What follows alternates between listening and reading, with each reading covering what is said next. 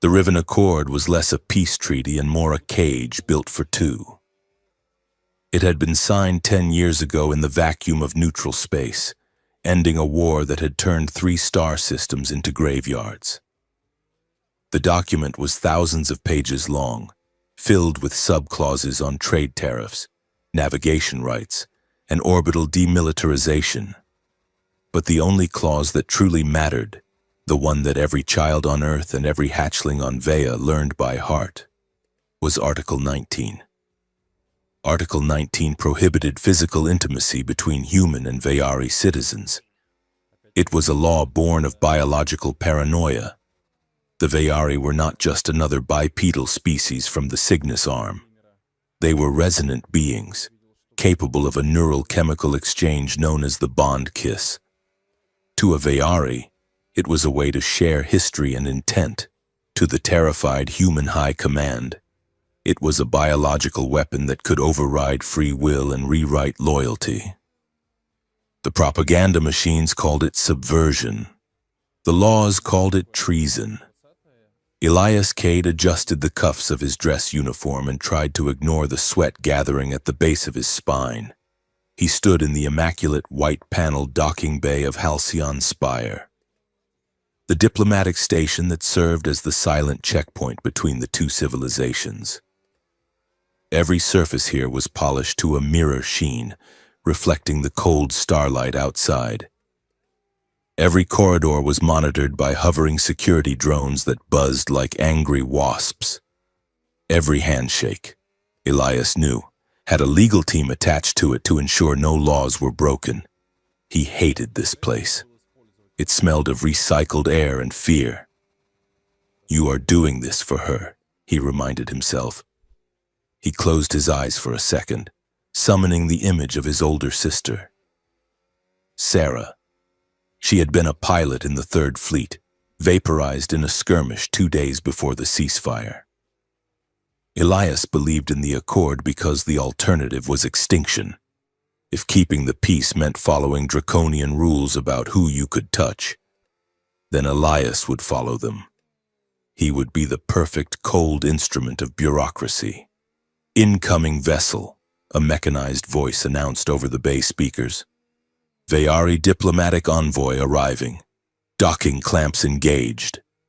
The airlock hissed. The heavy blast doors groaned and slid apart. A mist of cryo-vapor rolled out, swirling along the floor. Through the fog walked the Veari delegation. There were 4 of them, tall and slender, wearing high-collared robes of iridescent silk that seemed to shift color from charcoal to deep violet. But Elias only saw one, Sarai Voss. She was the lead envoy, a woman whose reputation was whispered about in the mess halls of the station. Intelligence reports described her as a moderate, a scholar of xenolinguistics. They failed to mention that she looked like a walking nebula. She stepped onto the deck, and the air in the room seemed to change. The Veari had bioluminescent patterns beneath their skin, faint traceries of light that flared with their heartbeat and emotions. Sarai's markings were a soft, electric blue, glowing against her pale violet skin. Her eyes were large, dark pools without whites, reflecting the harsh station lights with a predatory intelligence. Elias felt the reaction immediately. It was a physical thrum in his chest, a sudden sharpening of his vision. This was the Veari biological effect, the pheromones that the treaty warned about. It wasn't magic, it was evolution. Being near a Veari tricked the human hindbrain into hyper-awareness. His heart rate kicked up from 60 to 80 in 3 seconds. He hated that he felt it. He hated that his body betrayed his discipline just because she walked into the room. Sarai stopped 3 meters away. She did not bow. Veari did not bow. It exposed the neck, a sign of surrender. Instead, she tilted her chin up, exposing her face to the light. "Liaison Cade," she said. Her voice did strange things to the universal translator clipped to Elias's ear. The device chirped and whined before settling on a voice that sounded like cello strings played underwater. "Envoy Voss," Elias said, keeping his voice flat.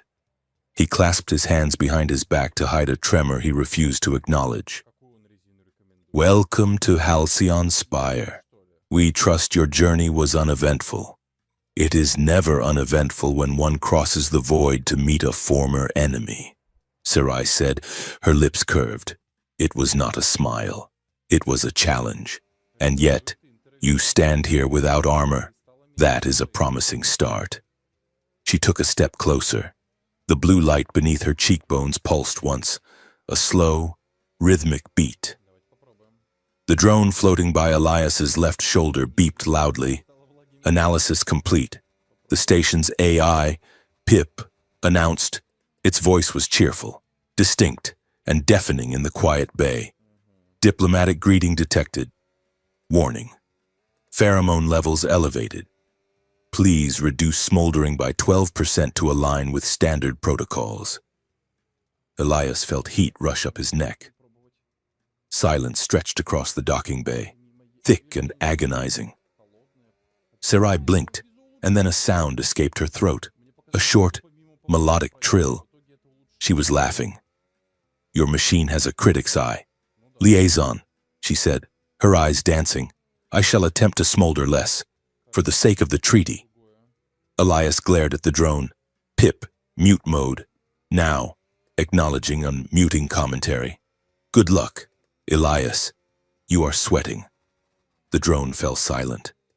Elias cleared his throat, desperate to regain control of the room. "If you will follow me, Envoy. The council is waiting in the grand atrium for the ratification ceremony." He turned on his heel, gesturing for her to follow. As they walked down the long, glass-walled corridor, he was painfully aware of her presence just 2 steps behind him. He could smell her, a scent that was not quite perfume, something sharper, like ozone before a thunderstorm and crushed cinnamon. Every security guard they passed tightened their grip on their rifles. The tension on Halcyon Spire was a physical weight. The peace was 10 years old, but the hatred was centuries deep. They reached the grand atrium, a massive rotunda with a transparent dome looking out into the starfield. Dignitaries from both Earth and Vea stood on raised platforms, separated by a wide gulf of empty floor. The air was cold. Elias guided Sarai to her designated podium. He stood beside her, as protocol dictated, acting as her human shield and her jailer. The Earth ambassador, a gray-haired man named Thorn, stepped forward to speak. "We gather here to reaffirm the Riven Accord," he began, his voice amplified by the room's acoustics. "To remember that walls are necessary for good neighbors." Sarai leaned slightly toward Elias. Her voice was a whisper, barely audible. "Walls also make excellent prisons." Liaison Cade. Elias kept his eyes forward. "Walls keep the vacuum out. Envoy. They keep us alive. Do they?" She shifted, and the fabric of her robe brushed against his uniform sleeve. The contact was electric. "Or do they just keep you from seeing what is on the other side?" Before Elias could answer, the lights flickered. It wasn't a simple power surge. The artificial gravity generators groaned, a sound like metal tearing underwater, and for a terrifying second, the room became weightless. Dignitaries floated upward, gasping, their robes billowing. Then, gravity slammed back down with bone-crushing force, twice the standard norm. Elias's knees buckled. He hit the floor hard. Somewhere to his right, a gunshot cracked, sharp, loud, distinct. "Get down!" It wasn't Elias who shouted. It was Sarai. Before he could process the threat, hands grabbed his uniform jacket.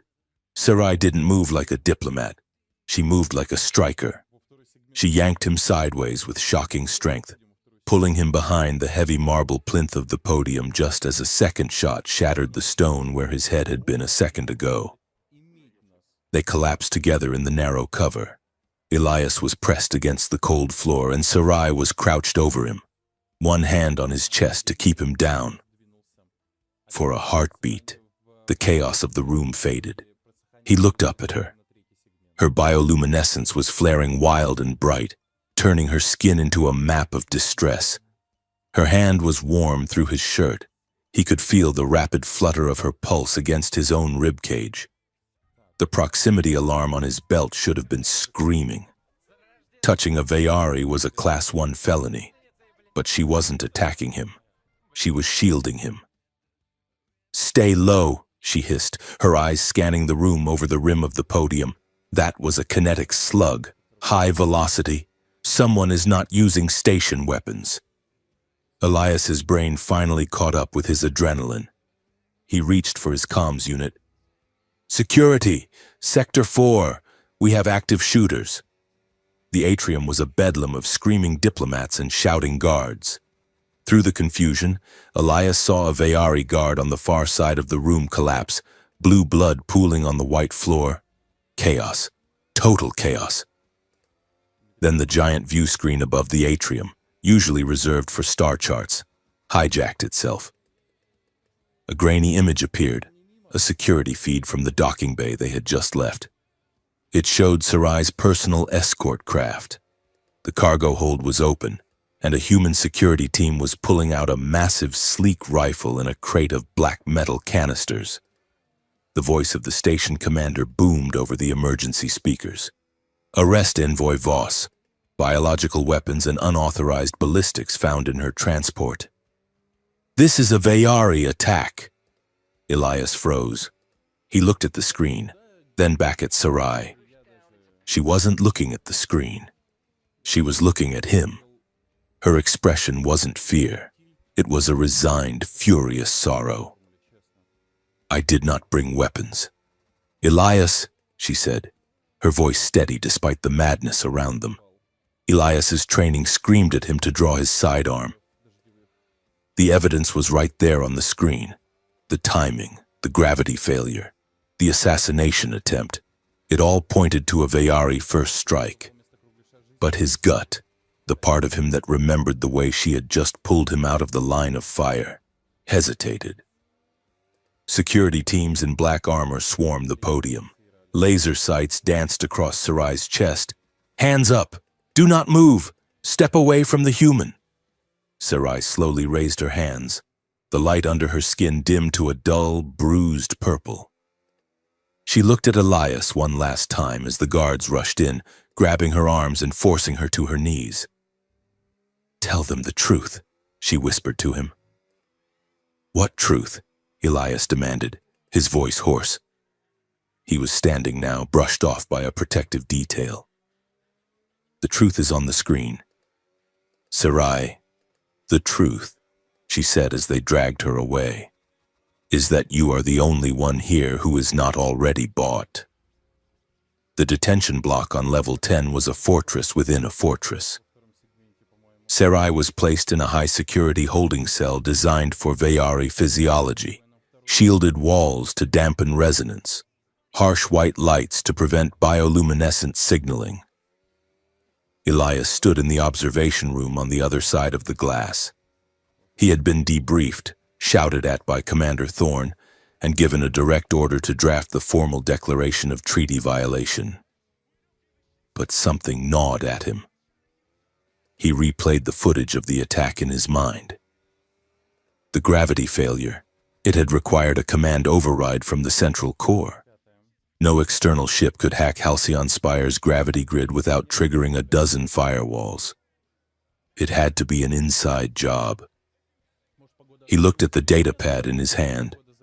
The inventory of Sarai's ship listed the rifle, but the serial number was filed off in a way that was uniquely human military standard. Elias felt a cold knot form in his stomach. He tapped the intercom. "Open the door." "Sir," the guard said, hesitating.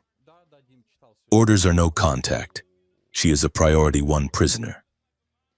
"I am the liaison assigned to her," Elias snapped, channeling every ounce of bureaucratic fury he possessed. Until the council formally revokes her status, she is my responsibility. Open the damn door. The lock engaged with a heavy thud. Elias walked inside. The cell was freezing. Sarai sat on the single metal bench, her hands folded in her lap. She looked up as he entered. You found the discrepancy, she said. It wasn't a question. The gravity grid, Elias said, keeping his distance. It was accessed from a terminal in the security hub. A Vayari couldn't have done that. No, she agreed. But a human who wants a war could. She stood up and walked toward him. The energy barrier that usually separated prisoners was down. Another malfunction? Or a trap? Why are you here? Elias? She asked softly.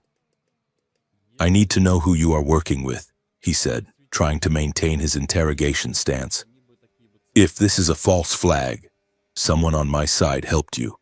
Give me a name. I am not working with anyone, she said. I was the target. Elias, don't you see? They kill a Vayari guard, frame a Vayari envoy, and suddenly the treaty is void.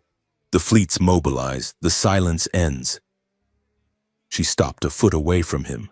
The air between them seemed to vibrate. The smell of ozone returned, stronger this time. They expect you to file the report, she said. They expect you to be the good soldier who follows the rules. The man who lost his sister and hates us enough to believe the worst. I don't hate you, Elias said, the words slipping out before he could check them. Then prove it. She stepped into his personal space. The violation of protocol was so flagrant it made Elias's head spin. He should have backed away. He should have called the guards. But he didn't. He stared down into her dark, galaxy-deep eyes. This is a setup, she whispered, her voice intense and urgent. The moment you leave this room, the council will move me to a black site. I will disappear. The war will start tonight. What do you want me to do? Elias asked, his voice barely a breath. I need to get to the hangar. I need to leave, and you need to come with me. That is insanity. We would be shot down before we cleared the mag field. Not if we are together, she said. Not if you trust me. She looked at his lips. The look was deliberate, heavy with a biological weight that hit Elias like a physical blow. The Vayari bond kiss. The forbidden act. Kiss me, she murmured. Elias froze. What? Kiss me, she repeated, her voice dropping to a terrifying, seductive command, and break the treaty. His heart hammered against his ribs like a trapped bird. He knew what the bond kiss did. It wasn't just intimacy. It was a neural bridge. If she kissed him, the station sensors would pick up the resonance spike. It would trigger every alarm in the sector. It would brand him a traitor instantly. But it would also create a chaotic biofeedback loop in the local security grid, a momentary blindness in the sensors. I cannot, Elias said. The words were rigid, forced out through a throat that felt tight. It is treason. It is only treason if we lose. Sarai challenged. I said no, Elias said, louder this time. He refused, he denied her. But the air between them crackled with the truth. He wanted to. He wanted to cross that line so badly it terrified him. He wanted to know what she tasted like, what she felt like, what memories she held behind those dark eyes. The denial hung in the air, heavy and unconvincing. Suddenly, the red alert klaxons began to wail. Attention, the automated voice screamed. Security breach in detention block. Lockdown initiated. Purge protocols active. They are not waiting for a trial, Sarai said, her eyes widening. They are purging the block. They are going to vent the atmosphere. Elias looked at the heavy blast door. The locking mechanism was already cycling to red. If we stay here, we die, Sarai said. Elias made his choice. It wasn't the kiss. It was the survival. He grabbed her arm, not romantically but with desperate utility. The maintenance hatch, he shouted over the siren. He dragged her toward the back of the cell, where a service panel sat flush with the wall. He jammed his liaison clearance key into the slot. It denied him. "Override," he yelled. "Pip, are you listening?" "Always listening." "Elias," the AI's voice came through his earpiece, sounding oddly calm amidst the sirens. "Though I must note, your heart rate is currently consistent with someone running a marathon or falling in love. Perhaps both. Open the hatch." "Pip, accessing, one moment. I am bypassing 3 layers of federal encryption. Do not tell the IT department." The panel hissed and popped open, revealing a dark, narrow shaft filled with cables and recirculated air. "Go!" Elias shoved Sarai inside. She scrambled into the darkness, and he dived in after her just as the cell door behind them blew open. Laser fire scorched the wall where they had been standing a second ago. They crawled through the cramped maintenance vanes, the metal scraping against Elias's knees. It was hot, dark, and smelled of burning circuitry. "Left at the junction," Elias directed. "That leads to the zero-gravity waste disposal chutes." They reached the junction and tumbled out into a vertical shaft. The gravity here was null. They floated, weightless, surrounded by floating debris of the station's refuse. Sarai kicked off the wall, spinning with elegant grace, grabbing Elias's hand to stabilize him. "We need a ship," she said. "My clearance is revoked," Elias said, checking his wrist comp. It was flashing red.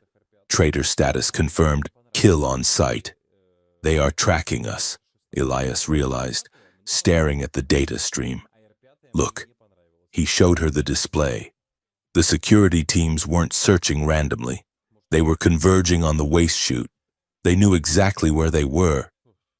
"How?" Sarai asked. Elias tapped his earpiece. "Pip." "Who is feeding them our location?"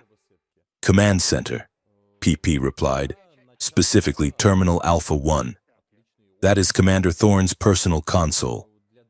Elias felt a cold certainty wash over him. It wasn't just a rogue agent. It was Thorne. The man who had signed the treaty was the one trying to burn it down. The conspiracy was in the room with them. "We can't go to the main hangar," Elias said. "They will be waiting." Sarai looked down the long, dark shaft. There is a diplomatic skiff docked at the auxiliary port. It is small, fast, and lightly guarded. "It's also locked down," Elias said. Sarai smiled, and her bioluminescence flared a bright, defiant blue. "I am excellent at unlocking things." They pushed off the walls, diving down the zero-G shaft like falling stars.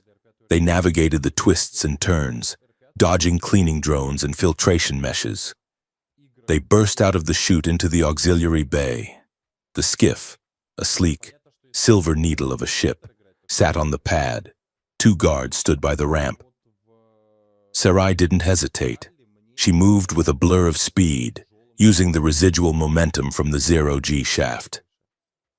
She slammed into the first guard, a precise strike to the neck that dropped him instantly. The second guard raised his rifle. Elias didn't think. He tackled the man, driving his shoulder into the guard's gut. They hit the deck. The rifle skittered away. "Get inside!" Elias shouted, scrambling up. Sarai punched the keypad on the skiff's airlock. It flashed red, then green as she seemingly poured her own bioelectric code into it. The ramp hissed down. They sprinted up the ramp just as the heavy bay doors began to open. A squad of armored troopers poured in, weapons firing. Blue plasma bolts sizzled the air around them. One struck the hull near Elias's head, showering him with sparks. They threw themselves into the cockpit. Sarai slid into the pilot's seat, her hands flying over the alien controls. "Strap in!" she yelled. Elias jumped into the co-pilot seat. "Can you fly a human ship? Math is universal." "Elias!"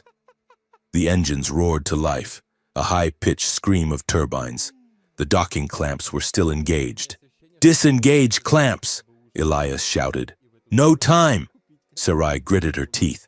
She slammed the throttle forward. The skiff lurched. Metal shrieked against metal. With a violent tear, the ship ripped itself free from the magnetic locks, shearing off part of the landing gear. They shot out of the bay, spinning wildly into the void behind them. Halcyon's spire grew smaller, a glittering diamond against the black. But as Elias looked back, he saw the flashes of point defense cannons tracking them. "Hold on," Sarai said. She banked the ship hard, pulling G-forces that made Elias's vision blur. The skiff danced through the incoming fire, diving toward the local jump gate. "We are leaving," Elias said, staring at the shrinking station. "We just kidnapped an envoy and stole a diplomatic vessel. We just started a war." "No," Sarai said, her eyes fixed on the stars ahead. "The war started 10 minutes ago. We are just the only ones who know how to end it." She punched the coordinates for the jump. The stars elongated into streaks of light. And for the first time in 10 years, Elias Cade was truly off the grid, sitting next to the woman he was forbidden to want, racing into the dark. The stolen diplomatic skiff was a sleek needle of silver threading through the velvet dark of the void, but it was currently screaming. Elias Cade fought the controls, his knuckles white against the leather grip of the yoke.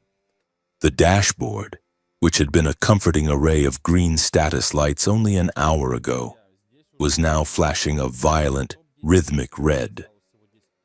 "We are losing navigation," Elias shouted over the whine of the engines. Sarai Voss sat in the co-pilot seat. She did not look panicked. She looked like a scientist observing an interesting, if fatal, chemical reaction. "It is not a malfunction," she said, her fingers flying across the holographic interface that hovered above her lap. "It is a lockout. Someone with command codes is stripping our permissions remotely. They are shutting down the life support, the stabilizers, and the engine core. In that order." Elias cursed under his breath. Command codes meant Thorn. It meant the people who had signed his paychecks for 10 years were now actively trying to suffocate him in the middle of nowhere. "Can you override it?" Elias asked. "I am rewriting the kernel logic as we speak," Sarai said, her eyes narrowing. "But human code is incredibly stubborn. It is built like a brick wall. Vayari code is like water." "Well, be water faster," Elias snapped. The oxygen scrubbers just went offline. The air in the small cabin was already growing stale, the sharp tang of recycled ozone fading into the heaviness of carbon dioxide. The artificial gravity flickered, making Elias's stomach lurch into his throat before slamming back down. "Analysis." The ship's AI, Pip, chimed in. Its voice was unhelpfully calm.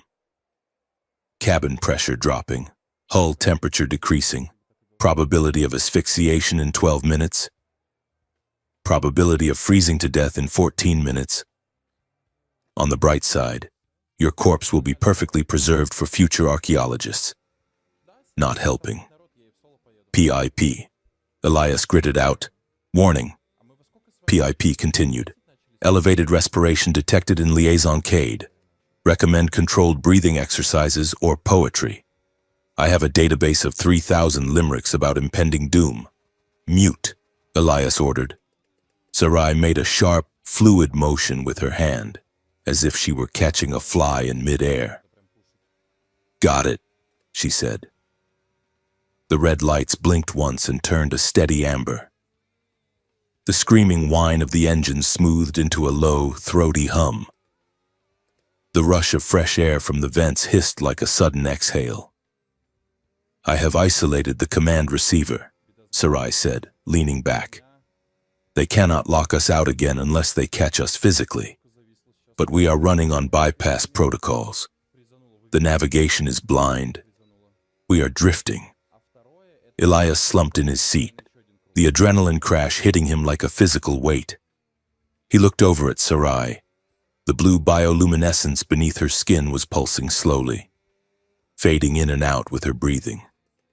In the dim emergency lighting of the cockpit, she looked less like a diplomat and more like something elemental, a creature made of starlight and secrets. He thought about the cell. He thought about the way she had looked at him, the way she had whispered that impossible demand.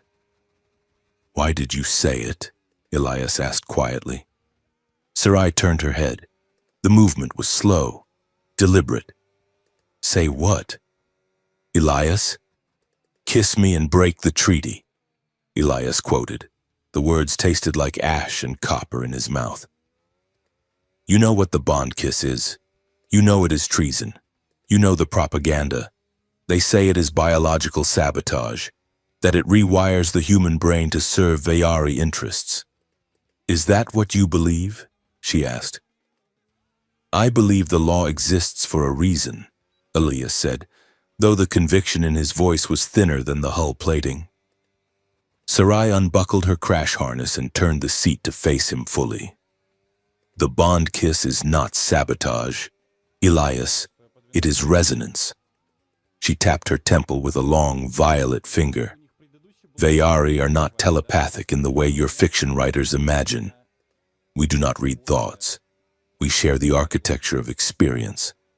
When two Vayari bond, they synchronize neural patterns. For a moment, there is no lie. There is no hiding. If I am in pain, you feel the exact weight of it. If I remember the smell of rain on my homeworld, you smell it too." She leaned forward, her eyes locking onto his. "It is beautiful. And it is dangerous because it destroys the ability to hate. It is very hard to kill someone when you can feel their fear as if it were your own.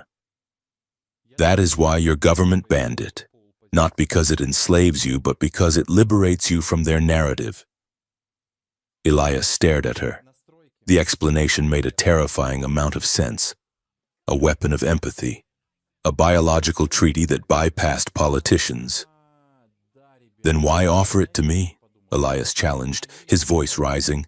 "If it is that powerful, if it connects us that deeply, why tempt me with it in a prison cell? You barely know me. I am just a handler, a bureaucrat." Sarai's expression softened, but her gaze remained piercing.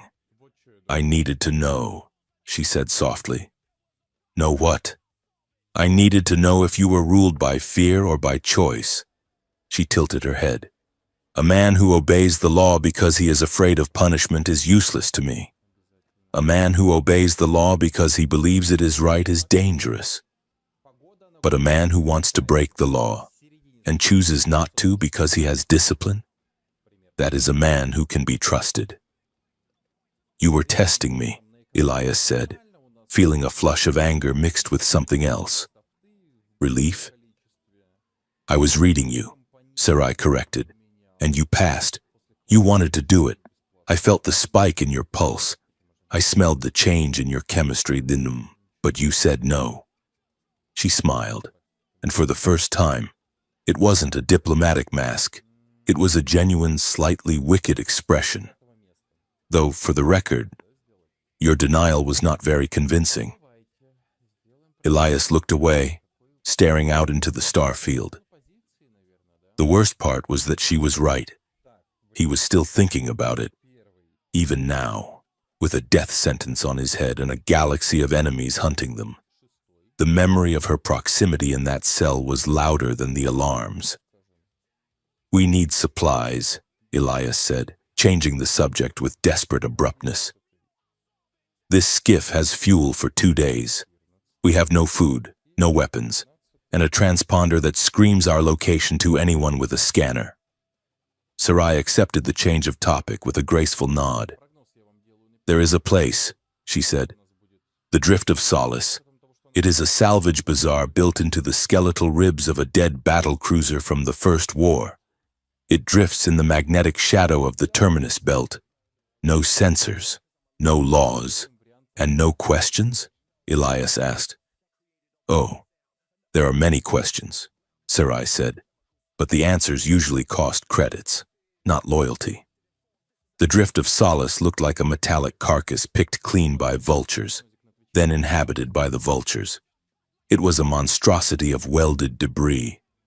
The spine of the station was the shattered hull of a heavy cruiser, its ribs flayed open to the vacuum. Inside the ribcage, a chaotic city had grown like coral. Modules, cargo containers, and stolen engine nacelles were welded together in a gravity-defying lattice, illuminated by flickering neon signs in pink, green, and sulfur yellow. Elias guided the skiff into a docking clamp that looked like it hadn't been serviced since the war began. The ship shuddered as the magnetic locks engaged with a grinding thud. "Put this on," Elias said, tossing a heavy mechanic's coat he had found in the emergency locker to Sarai. "It will not hide my face," Sarai noted, pulling the greasy fabric over her iridescent robes. "Or my skin. Or the fact that I am clearly not from around here." Elias reached into the back of the locker and pulled out a small, disc-shaped device. It was a spectrum cloak, standard issue for covert ops, though this one looked like it had been through a trash compactor. "It creates a photonic distortion field," Elias explained, clipping it to her collar. "To anyone looking directly at you, your features will blur. You will look like a generic humanoid shape. It is not perfect, but it beats being recognized as the most wanted fugitive in the sector." Sarai activated it. Her face rippled like a reflection in a disturbed pond. "It itches," she complained, her voice sounding slightly synthesized. "Just don't make any sudden moves," Elias warned. "And try not to laugh." "Why?" "The emotional resonance of a Vayari laugh disrupts the photon emitter. It glitches." Sarai made a sound that was definitely a suppressed giggle. The cloak flickered wildly, revealing her glowing blue cheekbones for a split second before blurring again. "Noted," she said. "I shall be the soul of solemnity." They stepped out of the airlock and into the drift.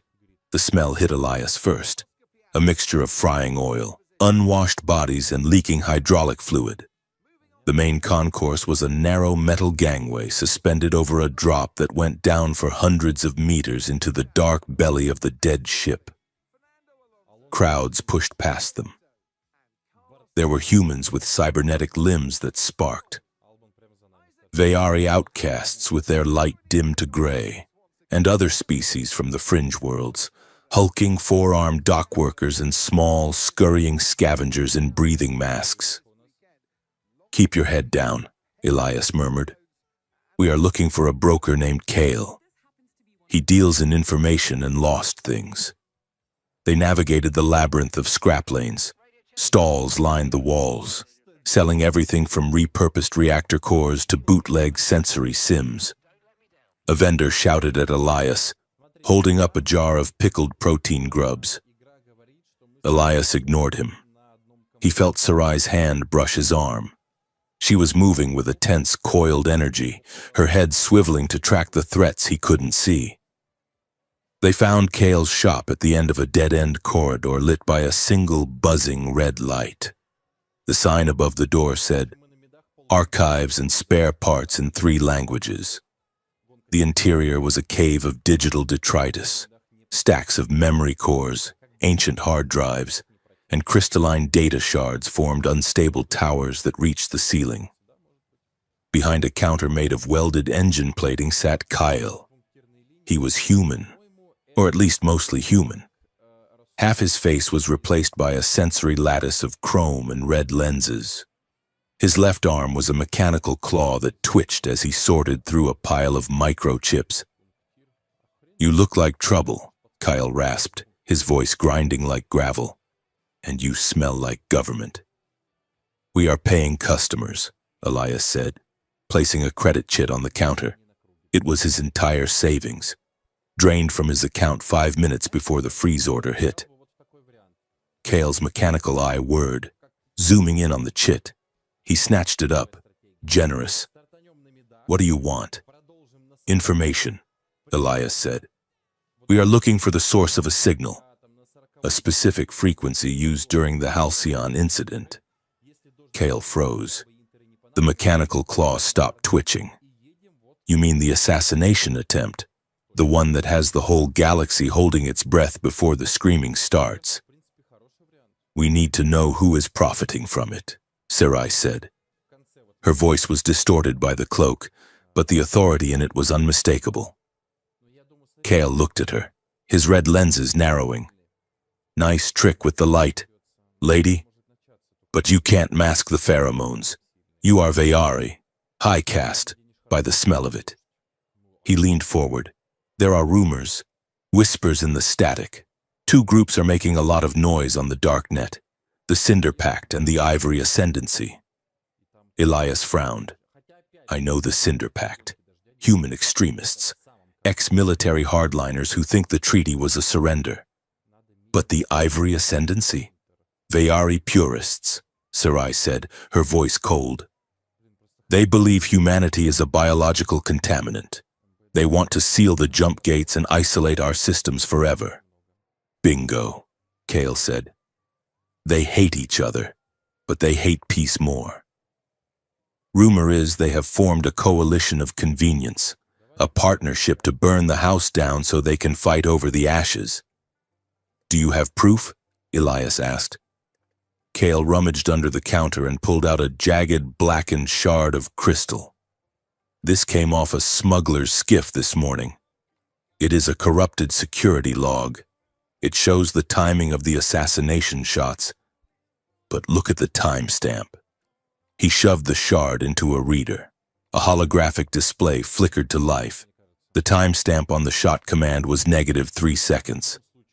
The command was sent 3 seconds before the trigger was pulled. Elias realized it wasn't a local reaction. It was a remote execution. Exactly, Kale said. And the signal origin isn't Halcyon Spire. It isn't Earth. It isn't Vaya. Where is it? Sarai asked. Kale tapped a set of coordinates that made no sense. Sector 0, the relic zone. Elias felt a chill. The relic zone was unmapped space. It was a region of the galaxy littered with the debris of a civilization that had died 1,000,000 years before humans or Vayari learned to make fire. It was forbidden, haunted. Before Elias could ask more, PIP spoke up in his earpiece. Interruption. I detect 4 individuals approaching the door. Heart rates consistent with aggression. Also, they are armed with thermal disruptors. Bounty hunters. Elias hissed. Kale swore and hit a button under the counter. A heavy blast shield slammed down over the shop front, plunging them into darkness. Out the back! Kale shouted, pointing his claw toward a narrow hatch in the floor. Go! I don't get paid enough to die for tourists! Elias grabbed Sarai's hand. They dropped through the hatch just as the front of the shop exploded inward. They landed on a catwalk 3 levels down, stumbling in the gloom. Above them, heavy boots clattered on metal. There! A voice shouted. The woman! It's the Vayari! Laser fire rained down, sizzling against the metal grating. Run! Sarai yelled. They sprinted along the catwalk. The bazaar was waking up to the violence. Civilians screamed and scattered. The bounty hunters were fast, using jump packs to leap between levels. We are cut off, Elias shouted, skidding to a halt, ahead of them. The walkway ended. There was nothing but a 100-meter drop into the gravity well of the ship's recycling core. Behind them, the hunters were closing in. The gravity shear tunnel, Sarai said, pointing to a massive, glowing tube running parallel to the drop. It was a cargo transport system where gravity was manipulated to shoot containers at high speeds. It will crush us, Elias argued. Not if we ride the wake. Sarai grabbed him. Trust me. Elias! She didn't wait for an answer. She pulled him over the railing. They fell into the open mouth of the shear tunnel. For a second, Elias felt weightless. Then, the artificial gravity caught them. It didn't crush them, it grabbed them like a giant hand and threw them forward. The world became a blur of blue lights and wind. They were sliding down the magnetic rails faster than a free fall. Sarai laughed, a pure, terrified, exhilarating sound. Her cloak glitched wildly, flashing her true face, her eyes bright with the rush. They shot out the other end of the tube and tumbled onto a heap of soft insulation foam in the cargo bay. Elias lay there, gasping for air, his heart hammering a frantic rhythm against his ribs. Sarai rolled over, her hair messy, her cloak shorting out with sparks. That, Elias wheezed, was not in the manual. No, Sarai agreed, grinning, but it was effective.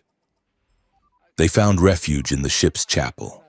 It was an abandoned section of the cruiser, a vast domed chamber that had once served as a place of worship for the crew.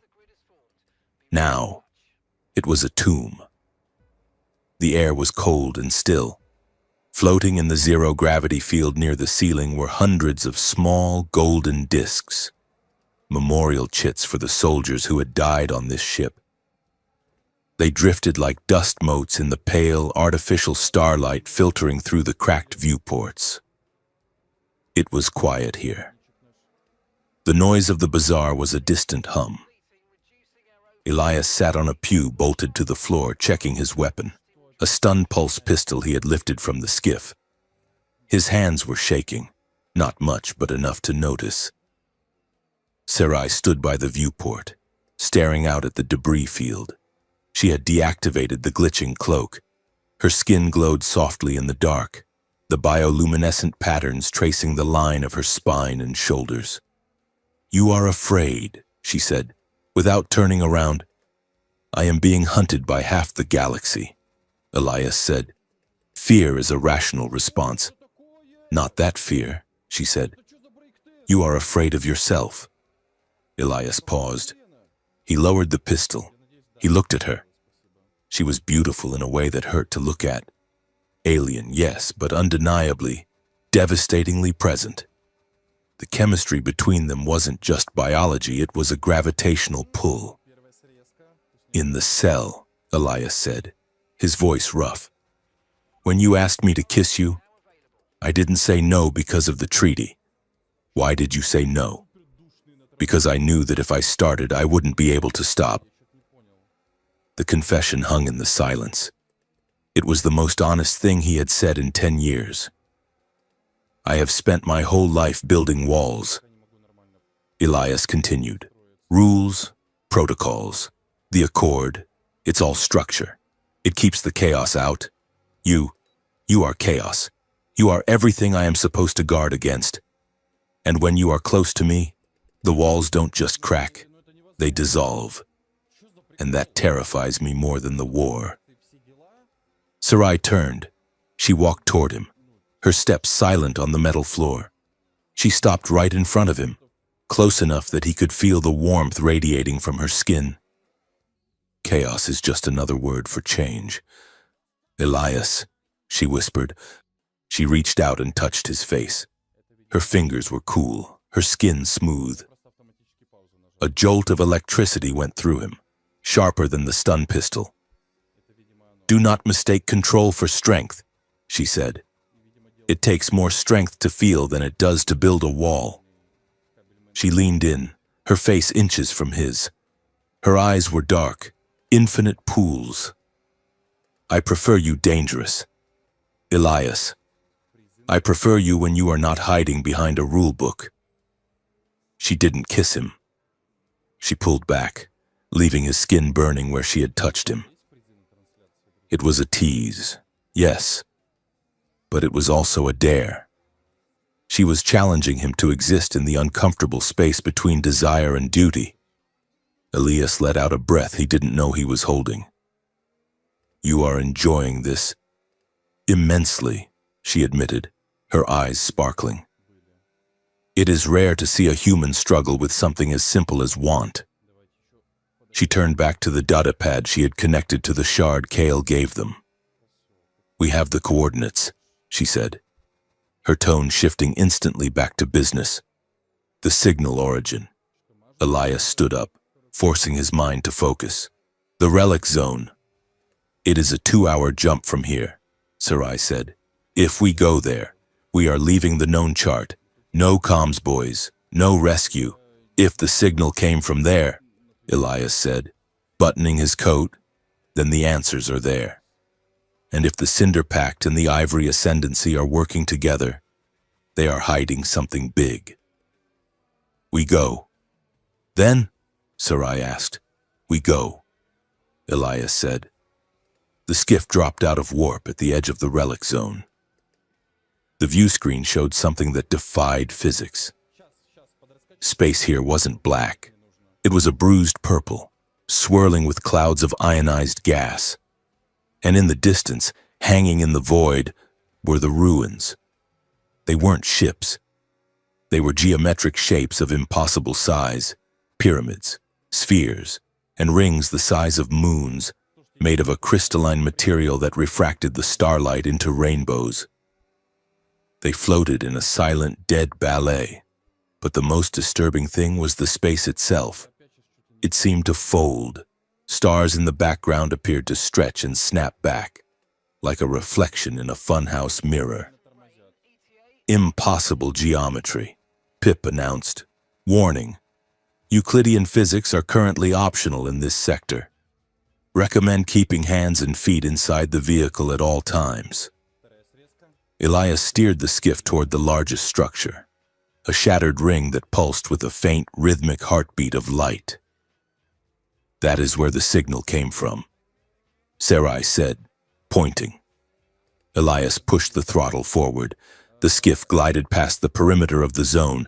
The sensors screamed as reality bent around them. The stars twisted into spirals. As they crossed the threshold, Elias felt a strange pressure in his head, a hum that wasn't sound but sensation. Do you feel that?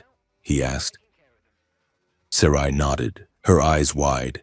It feels like memory. They drifted deeper into the forbidden region, the skiff a tiny speck of silver against the backdrop of ancient sleeping giants. They were alone.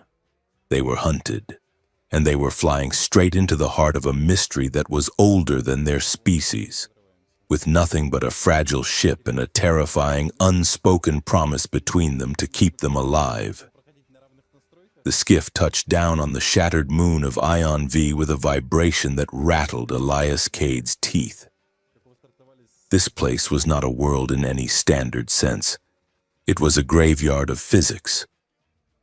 The moon had been cracked open eons ago by a force that defied calculation, leaving a jagged crescent of rock floating in a soup of violet nebula gas. But it was what clung to the rock that made Elias's breath catch in his throat. Crystalline ruins, vast and translucent, grew out of the cratered surface like jagged glass forests. They pulsed with a rhythm that felt disturbingly like a heartbeat, syncing with the hum of the ship's dying engines. Elias unbuckled his harness, his movements stiff. The sensor display on the dashboard was spinning wildly, unable to lock onto a horizon line. Atmosphere is breathable, Pip announced, though the AI's voice carried a digital tremolo of uncertainty. However, temporal variance is fluctuating. I recommend you do not think about your childhood, your regrets, or that time you tripped at the graduation ceremony. The local geometry tends to manifest memory as topography. Elias looked at Sarai. Stay close, he said. Sarai was already standing, her eyes fixed on the view screen. Her bioluminescence was going haywire, shifting from soft blue to a rapid strobing white. It is awake, she whispered. They cycled the airlock and stepped out onto the surface. The ground was not dirt. It was a crunching carpet of diamond dust. The sky above was a swirling bruise of purple and black, dominated by the broken ribs of the ancient structures that towered kilometers into the void. As soon as Elias took his third step, the world tilted. Suddenly, he wasn't on a moon. He was back in his childhood kitchen in Ohio. The smell of burnt toast and rain filled his nose. He saw a coffee mug sitting on the table, the one with the chipped rim that his sister, Sarah, used to love. Sarah was there. She was standing by the window, wearing her flight suit, looking young and alive. "Elias," she said, turning to him. "You're going to be late." Elias froze, his heart hammered against his ribs. "Sarah," he choked out. She smiled, that crooked, confident smile that had haunted his nightmares for 10 years. "It's just a treaty, little brother. It won't last. War is what we do." Elias reached out, his hand trembling. This wasn't a hologram. It felt real. The air was warm. He could hear the hum of the refrigerator. "Elias."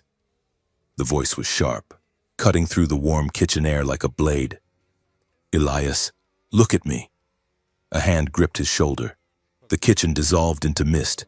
The smell of toast vanished, replaced by the sterile, freezing vacuum scent of the relic world. He was back on the crystal dust, kneeling. Sarai was crouched in front of him, her hands gripping his arms hard enough to bruise. Her eyes were wide, burning with intensity. "It is a defense mechanism," she said, her voice urgent. "The ruins project your own neural pathways onto the environment. If you get lost in the echo, you will never leave." Elias gasped, sucking in cold air. "I saw her. I saw Sarah. It was not her," Sarai said, pulling him up. "It was your grief. You have to ground yourself. Focus on the cold. Focus on the pain in your knee. Focus on me." Elias looked at her. Her face was the only solid thing in a world that was trying to dissolve. He nodded, forcing his pulse to slow. "I am good." He lied. "Let's move."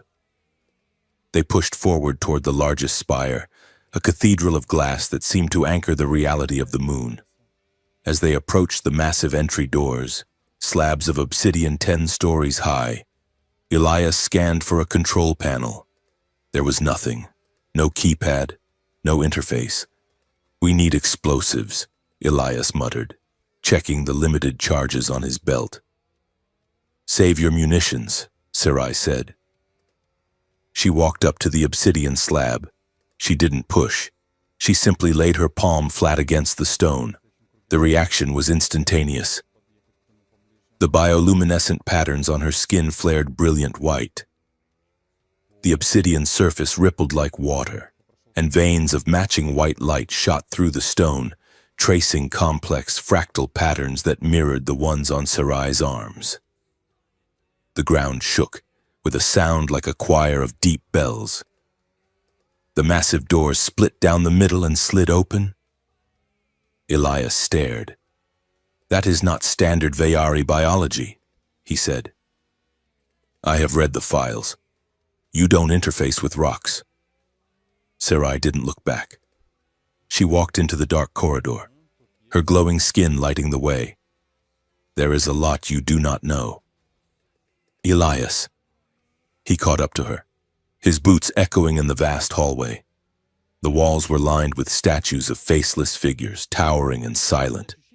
"You are keyed to this," Elias realized, the pieces falling into place, the sensors, the doors. "It's genetic." He stopped, grabbing her arm to spin her around. "Who are you?"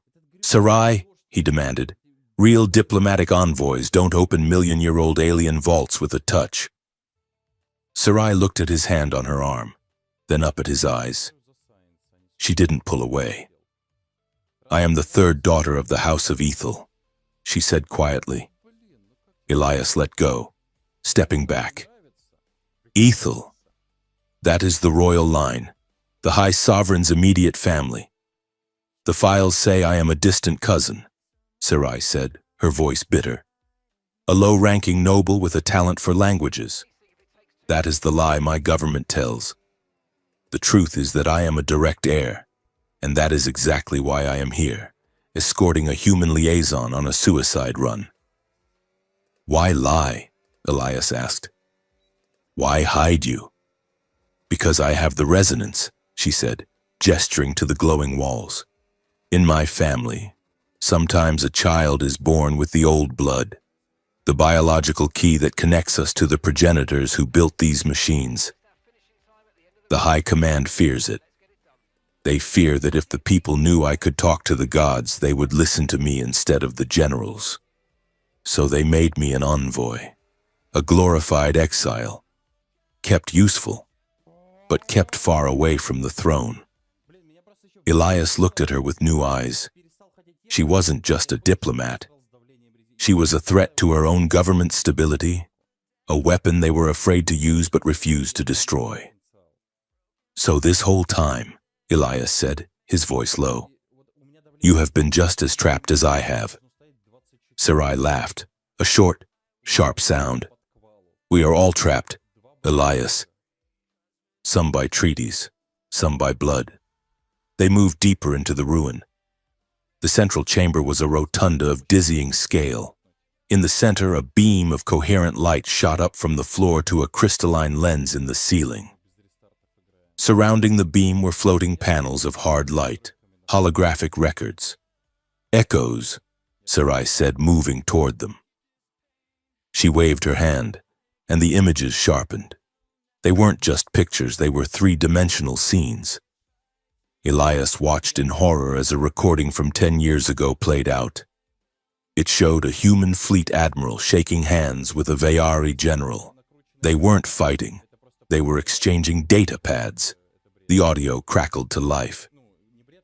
Casualties are within acceptable projections, the human admiral said. The fear index is high. Funding for the new fleet is secured. Agreed, the Vayari general replied. The purity factions are mobilized. Peace would be inconvenient right now. Elias felt the blood drain from his face. This was dated 3 days before the Battle of Kestrel's Reach, the battle where his sister died. It was staged, he whispered. The whole war. It wasn't a misunderstanding. It was a joint operation. Sarai was watching a different screen, her face stricken. It showed the original draft of the Riven Accord. The clause banning the bond kiss was highlighted. Insert Article 19, a voice said, a voice that sounded like Sarai's father. We must sever the empathy connection. If they bond, they will see we are lying. Keep them afraid. Keep them separate. They curated history, Sarai said, her voice trembling with rage. They killed millions just to keep their power structures intact. We have to broadcast this, Elias said. He looked around the room. Where is the transmitter? There. Sarai pointed to a console at the base of the light beam. But before they could move, a red laser dot appeared on Elias's chest. Drop it, a voice roared from the shadows. Elias didn't drop. He dove. A plasma bolt scorched the air where his head had been. He rolled behind a pillar of crystal just as the chamber erupted in gunfire. From the upper balconies, figures in black tactical armor rappelled down. They moved with military precision. Cinder-packed, Elias shouted, returning fire with his stun pistol. There were 6 of them, heavily armed. They moved through the confusing geometry of the room without hesitation. They have a map, Sarai yelled, ducking as a kinetic slug shattered a statue next to her. Someone gave them the layout. Elias popped out, firing 2 shots. One mercenary went down, his armor locking up from the electric pulse. But there were too many of them. Suppressing fire, the leader shouted. Flank the Vayari. Elias saw them moving to corner Sarai. She was pinned behind a low wall, weaponless. Sarai, catch! Elias tossed his spare energy cell across the floor. It wasn't a grenade, but he aimed his pistol at it as it slid near the attackers. He pulled the trigger. The cell exploded in a blinding flash of ionized gas. Sarai moved. It was terrifyingly beautiful. She didn't run. She flowed. She vaulted over the wall, moving faster than human muscles allowed. She grabbed the nearest mercenary by the helmet, using her momentum to swing around him, using his body as a shield against his squad mates. She kicked the back of his knee, bringing him down, and snatched the rifle from his hands. She spun, firing 3 precise shots. 2 mercenaries dropped. Elias broke from his cover, sprinting toward her. He tackled a Cinder operative who was lining up a shot on Sarai's back. They hit the ground hard. Elias used his elbow, driving it into the man's visor, cracking the glass. They stood back to back in the center of the room. The air smelled of ozone and burnt plastic. 2 left. Elias panted. Up top, Sarai said. She pointed. A sniper was setting up on the balcony. Unthrow me, she said. What? Throw me. Elias cupped his hands. Sarai stepped into them, and he heaved upward with all his strength. Enhanced by the moon's lower gravity, she launched into the air like a missile. She landed on the balcony railing, balanced for a split second, then leaped onto the sniper. They tumbled back into the shadows. There was a sound of a struggle, a wet thud, and then silence. Sarai reappeared at the railing, holding the sniper's rifle. Clear, she called down. Elias slumped against the console, his chest heaving.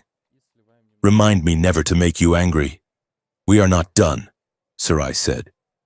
She dropped down from the balcony, landing lightly beside him. She looked at the console. It was a smooth metallic surface with 2 indentations shaped like hands. But they weren't just hand scanners. They were lined with neural needles. Elias looked at the interface. It requires a dual input, 1 human, 1 Vayari. He placed his hand over 1 slot. The machine hummed, a blue light turning amber. Genetic match confirmed. Human, neural sync waiting. Sarai placed her hand over the other. Genetic match confirmed. Vayari. Warning. Resonance required for transmission. Resonance? Elias asked. Sarai stared at the screen. The machine is not just a transmitter. Elias, it is a truth engine. It validates the data by reading the intent of the users. It needs to know we are not lying. It needs a shared neural state.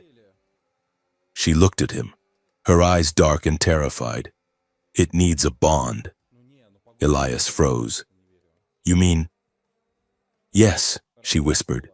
The console requires a bond kiss, not for pleasure, for proof. The silence in the room was heavier than the gunfire. Elias looked at the machine, then at Sarai. If we do this, he said, his voice steady but low, there is no going back. The moment we link, the network will register the biosignature. Every monitor from Earth to Vea will know what we did. We will be branded, Sarai said, not just as traitors, but as biological deviants. They will say I brainwashed you. They will say you are compromised. You will never hold a rank again. You might never walk free again. She stepped closer. Her scent, that storm ozone smell, filled his senses. We can walk away, she said. We can take the skiff and run to the outer rim, disappear. Let the war happen. Is that what you want? Elias asked. Sarai looked at the holograms of the dead admiral and the general, the architects of their misery.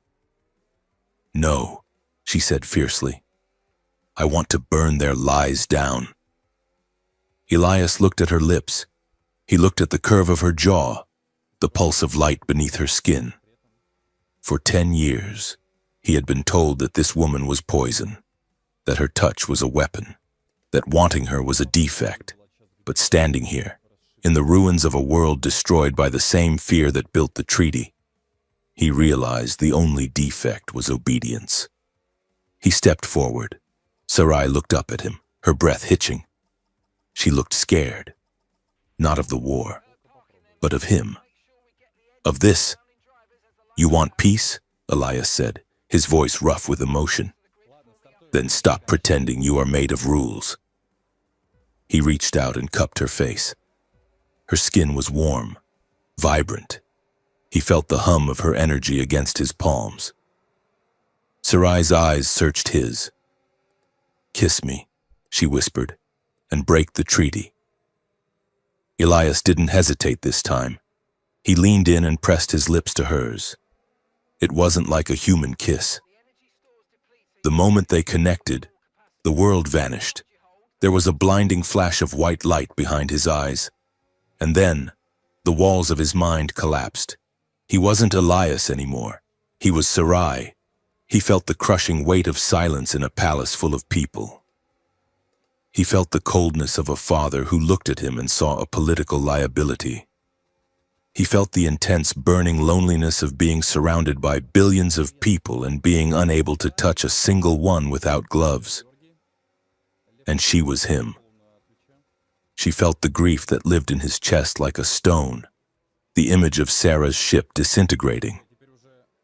She felt the rigid, suffocating discipline he used to keep himself from falling apart. She felt the moment he saw her in the docking bay and the terrifying spark of want that he had tried to strangle. It was overwhelming. It was a flood of raw, unfiltered truth. There were no lies here, no diplomacy, just two souls, naked and shivering in the dark, finding each other. It was the most terrifying thing Elias had ever felt, and it was the most beautiful. Neural resonance confirmed. The voice of the machine boomed through the chamber, but also inside their heads. The console flared with blinding light. The beam in the center of the room shot upward, punching through the crystalline ceiling and into the void of space. The broadcast began. Across the galaxy, screens flickered. In the diplomatic council rooms of Halcyon Spire, on the bridge of the human flagship Indomitable, in the grand plaza of the Vayari capital, the feed hijacked every channel. The holographic recording of the secret deal played. The audio of the conspiracy broadcasted on every frequency. Elias and Sarai broke the kiss, gasping for air. They were still holding each other, their foreheads touching. Elias could feel Sarai's heart beating as if it were his own. He could feel her relief and her sudden, sharp fear. "It is working," she breathed. "They can see it." The console hummed, processing the data. Upload at 40%, 50%. Suddenly, the light turned red. Override signal detected. External block initiated. "What?" Elias pulled back, turning to the screen. The upload bar froze. The holographic evidence flickered and died, replaced by a static logo. It was a crest, a stylized serpent eating a star. Sarai let out a sound that was half sob, half growl. "No," she whispered. "What is that?" Elias asked. "It is the royal cipher," she said, her face pale, "not just the family. It is my brother's personal seal, Kalen." The screen flashed text. "Treaty violation detected. Biological contamination confirmed. Targets identified: Voss, Sarai, Cade, Elias." They didn't just stop the broadcast, Elias realized with horror. They hijacked the signal. They used the resonance spike to pinpoint us. And now they are broadcasting our faces as proof of the treason. "We just gave them the propaganda they needed," Sarai said, her voice hollow. The chamber began to shake. This wasn't a vibration, it was a structural collapse. The beam of light turned unstable, thrashing against the walls like a trapped lightning bolt. Self-destruct sequence initiated. Containment failure in T-minus 60 seconds. They trapped the console. Elias shouted, "It's a kill switch." He grabbed Sarai's hand. "Run!" They sprinted back through the corridor. The statues were falling, shattering into million-year-old dust.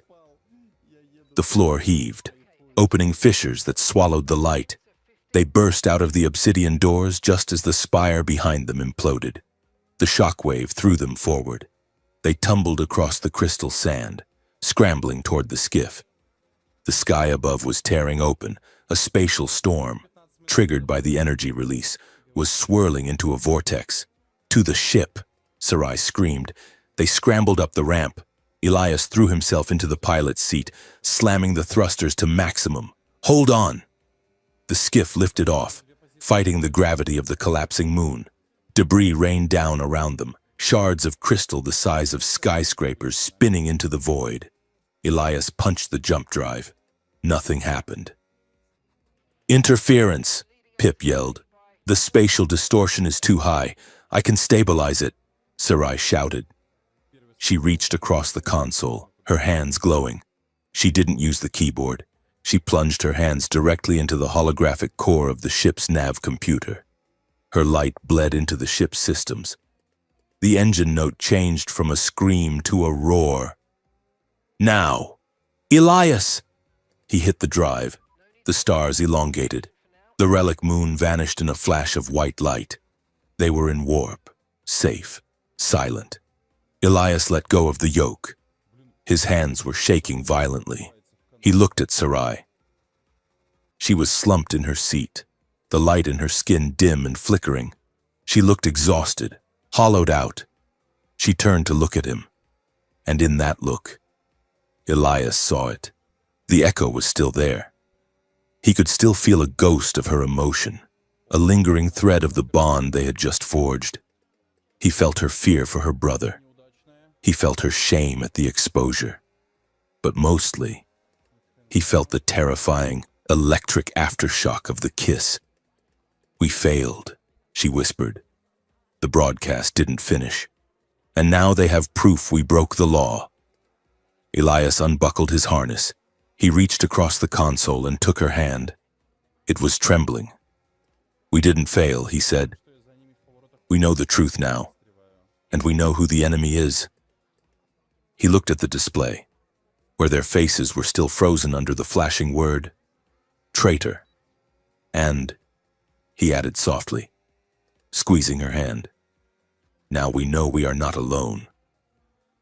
Sarai looked at their joined hands. She didn't pull away. She squeezed back. "No," she said, her voice barely audible. "We are definitely not alone. But Elias, I can still feel you." "I know," Elias said, looking into her dark eyes. "I can feel you too." The skiff hurtled through the dark, carrying two fugitives who had just broken the oldest law in the galaxy, and who were now inextricably, biologically bound to finish what they started. The galaxy was not big enough to hide them. Elias Cade sat in the cockpit of the stolen skiff, staring at the holographic news feed that hovered over the dashboard. It was a mosaic of accusation. On the Human Alliance channels, his face was plastered next to words like traitor, compromised, and biological defector. The pundits were screaming that he had been seduced by alien pheromones, his mind wiped clean of loyalty by a Vayari witch. On the Vayari spectrum, it was worse. The High Command had issued a purity arrest order for Sarai Voss. She was no longer an envoy. She was a contagion. The headlines called her a blood traitor and accused her of selling state secrets to a human lover. They had not just broken the treaty. They had become the villains in a story everyone was desperate to believe.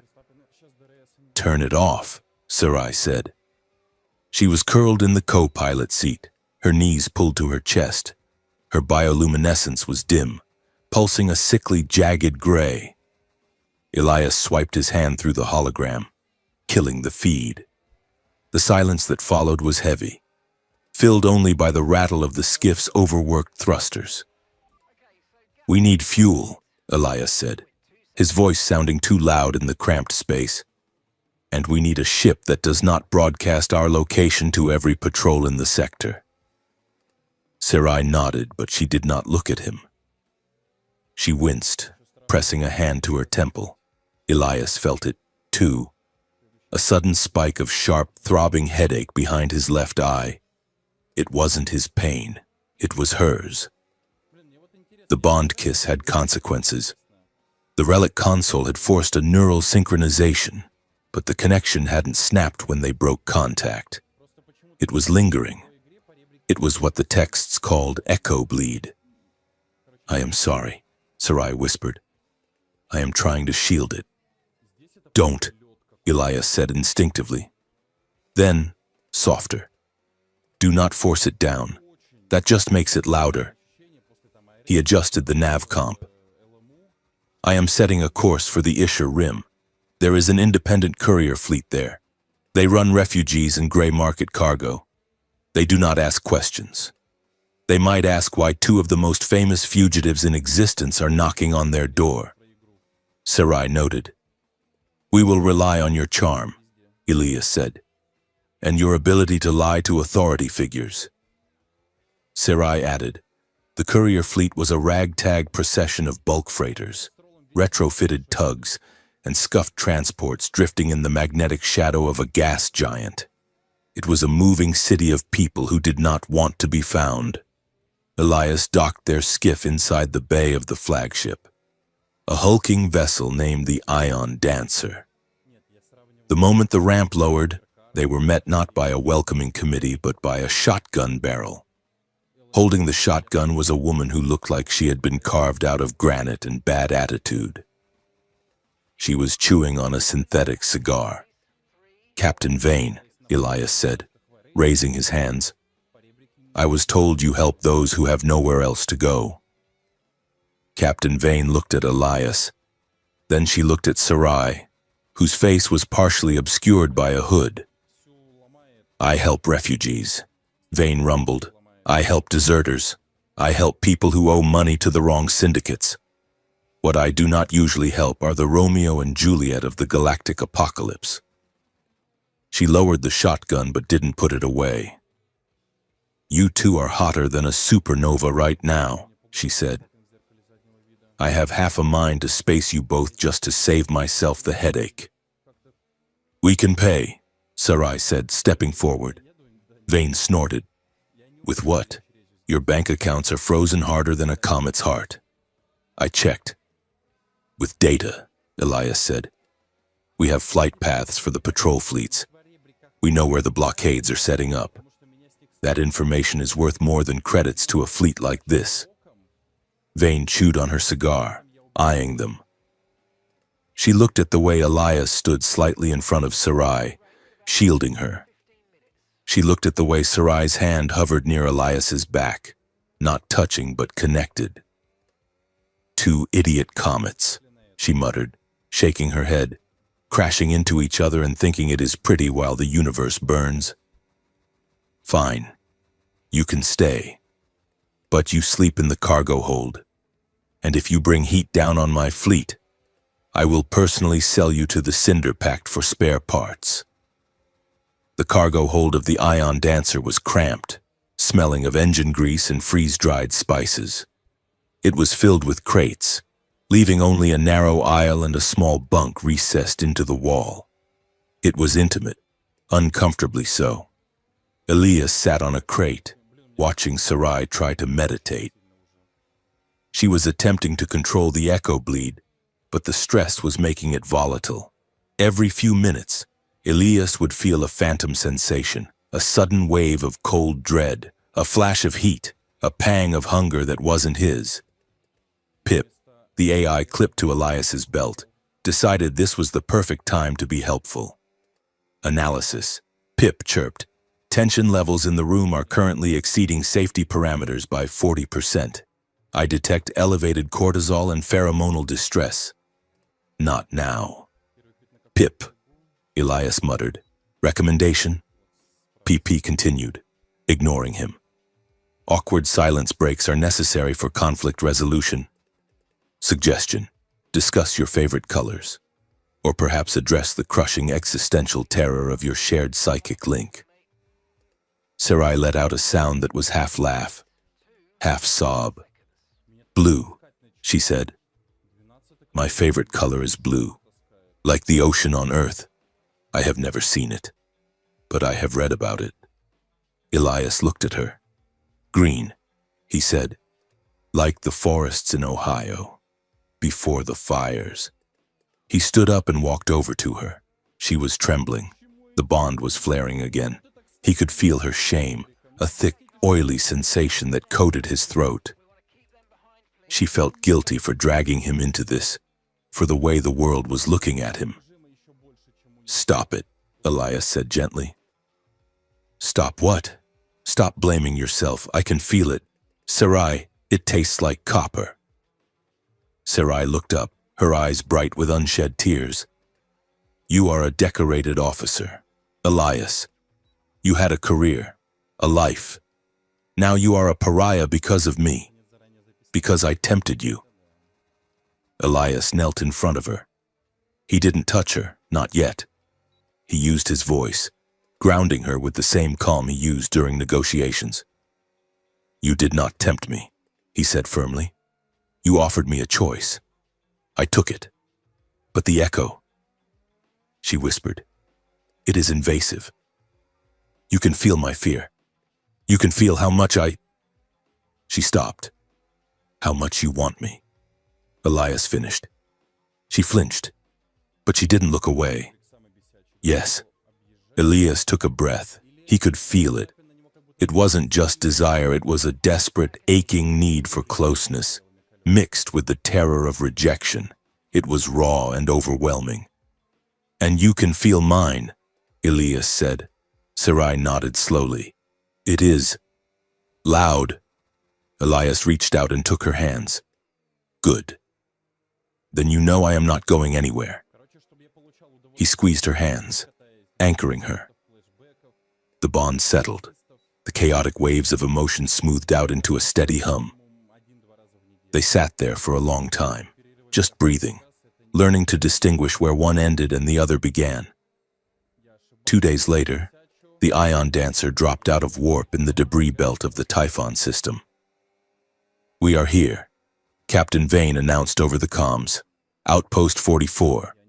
It is a human alliance listening post, automated, mostly. But if there are sealed diplomatic transmissions, that is where they will be cached. Elias checked his gear.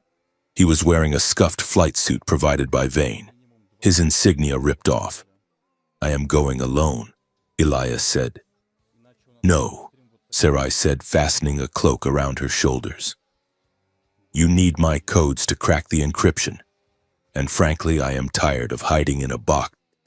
They took the skiff, drifting silent, running toward the asteroid that housed the station.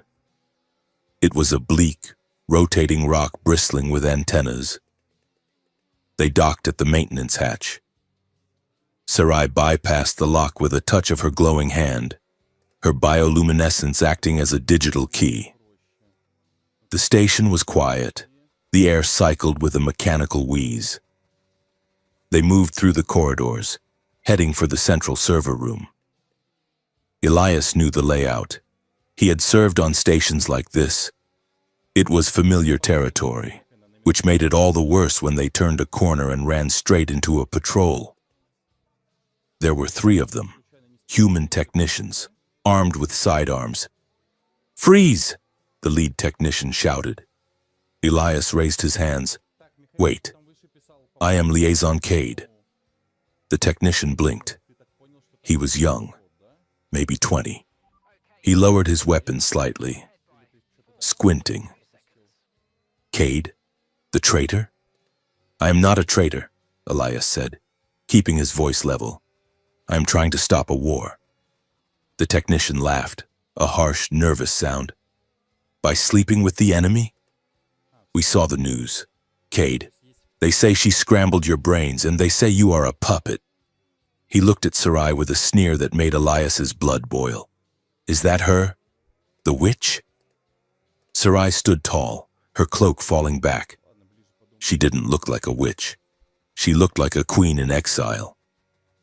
I am Envoy Voss, she said coolly. And I suggest you lower your weapon before you make a mistake you cannot correct.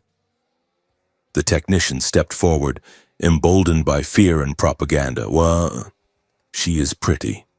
I will give you that. Cade, I guess that is all it takes to make a man forget his species. Did she use the pheromones on you? Did she make you beg? Elias moved. He didn't draw a weapon. He stepped between the technician and Sarai, his posture shifting from diplomatic to dangerous. She did not do anything to me, Elias said, his voice dropping to a low growl. She did not take my will. She gave it back. He looked the technician in the eye. You are fighting for a treaty that was a lie from the start. We are here to prove it. Now, you can shoot me and start the war 5 days early, or you can get out of my way. The technician hesitated. He looked at Elias's face, the absolute, unwavering conviction there. He looked at the other 2 technicians who were backing away nervously. The technician lowered his gun. You are crazy, Cade. Maybe, Elias said. Go. The patrol retreated, disappearing down the corridor. Elias let out a breath. He turned to Sarai. Thank you, she said softly. For what? For defending my personhood. Most people just defend the politics. Elias touched her shoulder. You are not a political point. Sarai, you are the person I... He stopped. The bond hummed with the word he didn't say. Love. Let's get the data, he said instead. They accessed the server core. Sarai's hands danced over the interface, her light pulsing in sync with the data streams.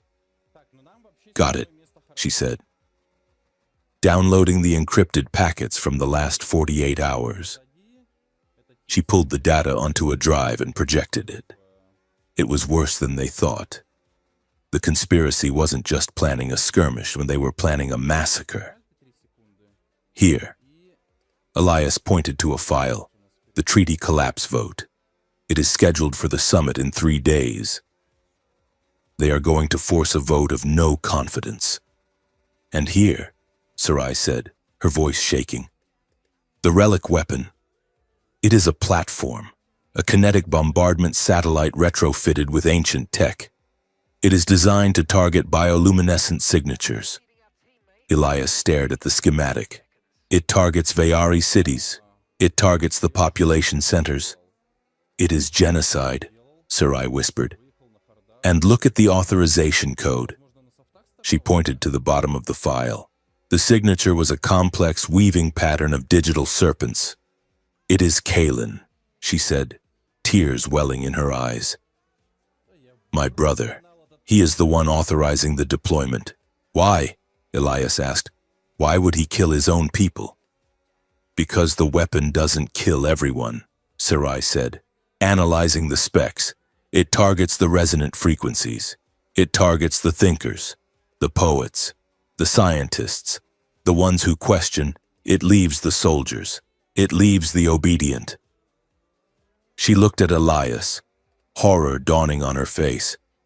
He wants to purify the species. He wants to wipe out anyone capable of the bond kiss, anyone capable of empathy, and leave only a warrior caste.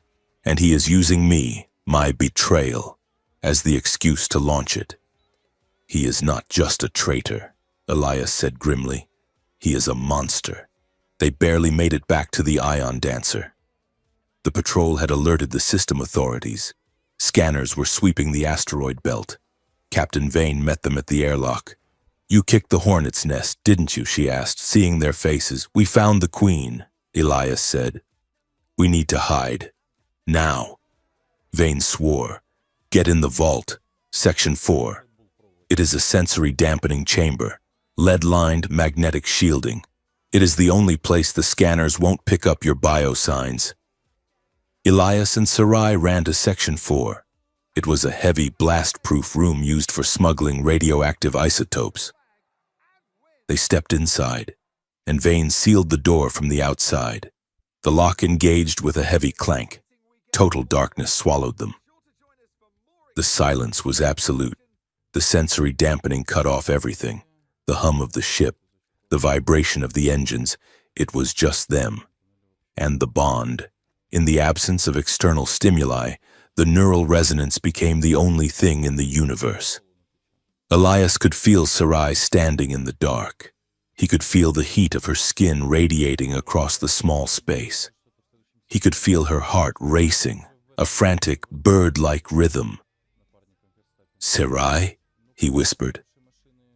I am here. She breathed. Her voice was trembling. Elias reached out and found her hand. It was cold. The echo bleed was intense now. Without the distraction of sight or sound, their emotions were bleeding into each other freely. Elias felt her terror. It wasn't fear of death, it was fear of him. Not that he would hurt her, but that he would see her, truly see her, and turn away. She felt broken. She felt like a tool used by her brother, a weapon used by the treaty. "Sarai," Elias said, pulling her closer in the dark. "Listen to me." He wrapped his arms around her. She buried her face in his chest, her hands clutching his flight suit. "I can feel it," Sarai said, her voice muffled. "I can feel your anger. You are furious." "I am furious at them," Elias said. "Not at you. Never at you." He ran a hand down her back, feeling the tension in her spine. The bond shifted. The fear began to recede, replaced by a deep, aching longing. It was a physical pull, a gravity. "Elias," she whispered. She lifted her head. In the pitch black, he couldn't see her, but he knew exactly where her lips were. This time it wasn't a test, it wasn't a desperate attempt to break a law, it was a question. "Can I?" she asked through the bond. "Yes," he answered. He kissed her. It was slow, deliberate, a reclaiming. The sensory dampening room vanished. The bond exploded into color, gold and deep indigo. Elias felt her hands on his neck, her fingers tangling in his hair. He felt the softness of her lips, the taste of her, like sweet ozone and salt. He felt her relief.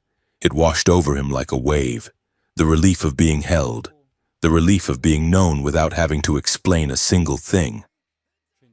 They sank down onto the floor of the vault, tangling together. It wasn't frantic. It was a slow, reverent exploration. Hands tracing the lines of jaw and shoulder, breath mingling in the dark. Elias kissed the hollow of her throat, and he felt her shiver, not just with her body, but with her mind. He felt the spark of pleasure that jumped between them, amplifying, echoing back and forth until it was impossible to tell whose feeling it was. "You are not broken." Elias projected the thought to her, wrapping it in the warmth of his own affection.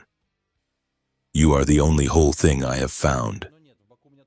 Sarai pulled him closer, her legs tangling with his. "And you are not a rule follower," she answered, her mental voice a soft caress. "You are a storm." They lay there in the dark, wrapped in each other, using the intimacy as a shield against the universe outside. It was an act of defiance. Every touch was a rebellion against the treaty. Every shared breath was a rejection of the fear that tried to separate them. For an hour. They weren't a human and a Vayari. They weren't fugitives. They were just two people who had found the matching piece of their own souls. The clang of the door unlocking made them jump. Light flooded the vault, blindingly bright. Captain Vane stood there, looking away politely. "Patrol is gone," she grunted. "Coast is clear. Also, PIP says your combined heart rates are indistinguishable, which is sickeningly romantic. Get up. We have work to do." Elias and Sarai stood up, blinking. They were disheveled. Sarai's robes were askew. Elias's hair was a mess. But something had changed. The frantic, jagged edge of the echo bleed was gone. The bond was still there, but it was settled. It was a steady, warm background hum. They moved with a new synchronization. When Elias stepped left, Sarai stepped right to balance him. When she reached for her cloak, he was already handing it to her. They walked back to the cockpit of the skiff. "We have the proof," Elias said, looking at the data drive. "We have the flight plan of the weapon platform. We have Kalen's signature, but the summit is in 2 days," Sarai said. "And the collapse vote will happen before the weapon arrives. We have to stop the vote." "We can't broadcast from out here," Elias said. "The interference is too high, and the official channels are blocking our biosignatures." "Then we have to go to the source," Sarai said. She brought up the galactic map. She pointed to a system deep in Vayari space. The capital, she said. The Crystal Spire. It is where the summit is being held. It is the most heavily guarded fortress in the galaxy. It is also the only place where the transmission cannot be blocked.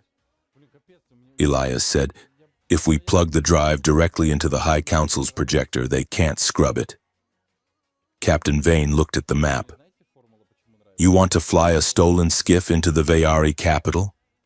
You will be vaporized before you hit the atmosphere. Not if we have an escort, Sarai said. She looked at Vane. Vane sighed. She took the cigar out of her mouth and crushed it under her boot. I hate you both, she said. I really do. Does that mean you will help us? Elias asked. It means I am going to call in some favors. Vane grumbled. If we are going to crash a diplomatic summit, we might as well do it with style. Elias looked at Sarai. She was glowing again, a soft, steady blue light. She looked terrified, but she also looked fierce. Are you ready to go home? Elias asked. Sarai took his hand. Her fingers laced through his. It is not my home anymore, she said, looking at him. But let's go burn it down anyway. Elias engaged the engines. The skiff hummed to life. They set the course. Destination, Vaya. The heart of the enemy. The place where Sarai was most hated, and where the truth was waiting to be screamed. They were two idiots in a stolen ship against two galactic armadas. Elias liked those odds. He squeezed Sarai's hand, felt her answering pulse of determination, and pushed the throttle to maximum. The capital city of Vaya did not sit on the ground. It floated in the upper atmosphere. A sprawling archipelago of silver spires and suspended gardens tethered to the planet by gravity lifts that looked like threads of spun light. But it was the sky that made Elias Cade hold his breath. Above the floating city, the atmosphere was alive. Shifting curtains of bioluminescence rippled across the stratosphere. Greens, violets, and deep, bruising crimsons. They weren't just weather. They were a mood ring for 1 billion people. It is beautiful, Elias whispered, watching through the slit in the canvas of the cargo transport. It is surveillance, Sarai Voss murmured. She was huddled in the back of the transport, hidden beneath a heavy ceremonial veil. The Aurora network reacts to aggregate emotional resonance. If enough people feel fear, the sky turns red. If they feel contentment, it turns gold. It is how the High Command measures control.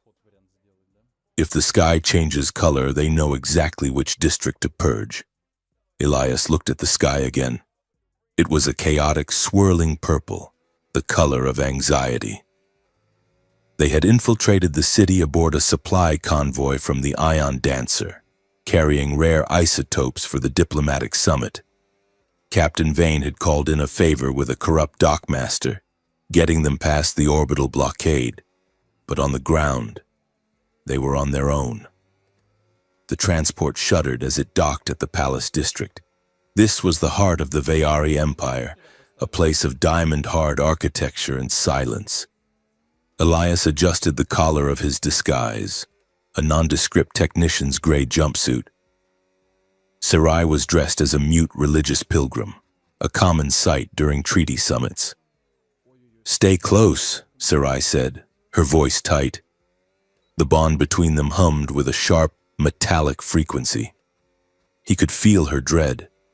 It wasn't just fear of capture, it was the specific suffocating weight of returning to a home that had rejected her. They disembarked into the Grand Concourse. The scale of the place was designed to make individuals feel small. The ceilings were 300 feet high, supported by pillars of translucent crystal. Guards in white armor stood like statues at every intersection.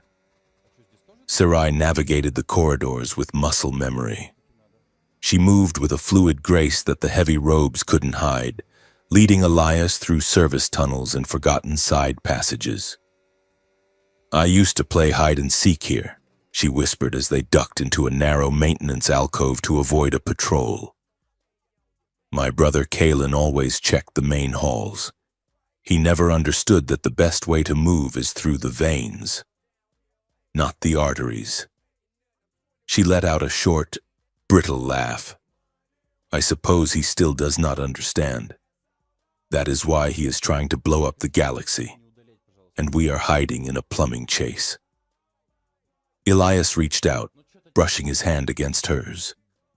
The contact sent a pulse of warmth through the bond, quieting the jittery edge of her anxiety. We are going to stop him, Elias said. We have to find the Ivory Ascendancy first, Sarai said. The extremist faction. They are operating out of the palace archives. That is where the secure terminals are. How do you know? Because, Sarai said, her eyes dark behind the veil. The Ascendancy is not a fringe group, Elias. It is the Royal Guard. The palace archives were not a library in the human sense. There were no books, no screens, no data stacks. It was a cavernous chamber filled with suspended mist. This is the Namazani wing, Sarai explained as they slipped through the heavy blast doors. It is memory reactive. The room is built from psychoactive particulate matter. It arranges itself based on the historical narrative you query. So if I ask for the history of the war, Elias asked. It will build you a room based on the official truth, Sarai said. But if the truth is a lie, the architecture becomes unstable. They stepped onto the walkway. The mist swirled around them, forming vague shapes, towers, faces, battles. Elias pulled the data drive from his pocket, the one containing the stolen logs from the listening post. We need to match this signature to the outgoing command that ordered the assassination. We need the original terminal. That way. Sarai pointed to a spiraling bridge that seemed to form out of the fog as she looked at it. They ran across the bridge. As they moved, the room reacted to their presence. The mist darkened. The shapes became jagged. The archive sensed their intent. It sensed they were carrying a truth that contradicted the room's programming. Walls of solid fog materialized in front of them, blocking the path. It is trying to reject us. Sarai shouted. It interprets our data as a virus. Push through, Elias yelled. He drove his shoulder into the wall of fog. It felt like pushing through wet concrete. He felt resistance, a physical force trying to repel him. Lies rewrite the architecture. Sarai gasped, her bioluminescence flaring to fight the gloom. We have to focus on the truth. Elias! The room responds to resonance. Elias closed his eyes. He thought about the assassination. He thought about the gravity failure, the planted evidence, the look on Sarai's face in the cell. He focused on the raw, undeniable reality of what had happened. The wall of fog shattered like glass.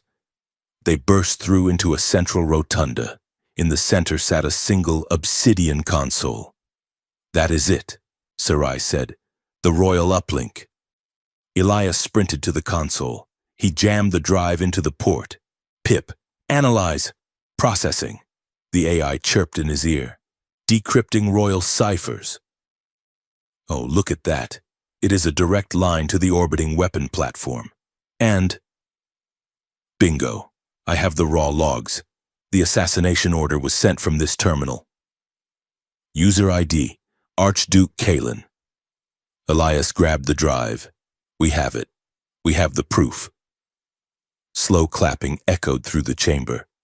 Elias spun around, drawing his stun pistol. Sarai froze. Emerging from the mist on the far side of the rotunda was a tall, slender Vayari male.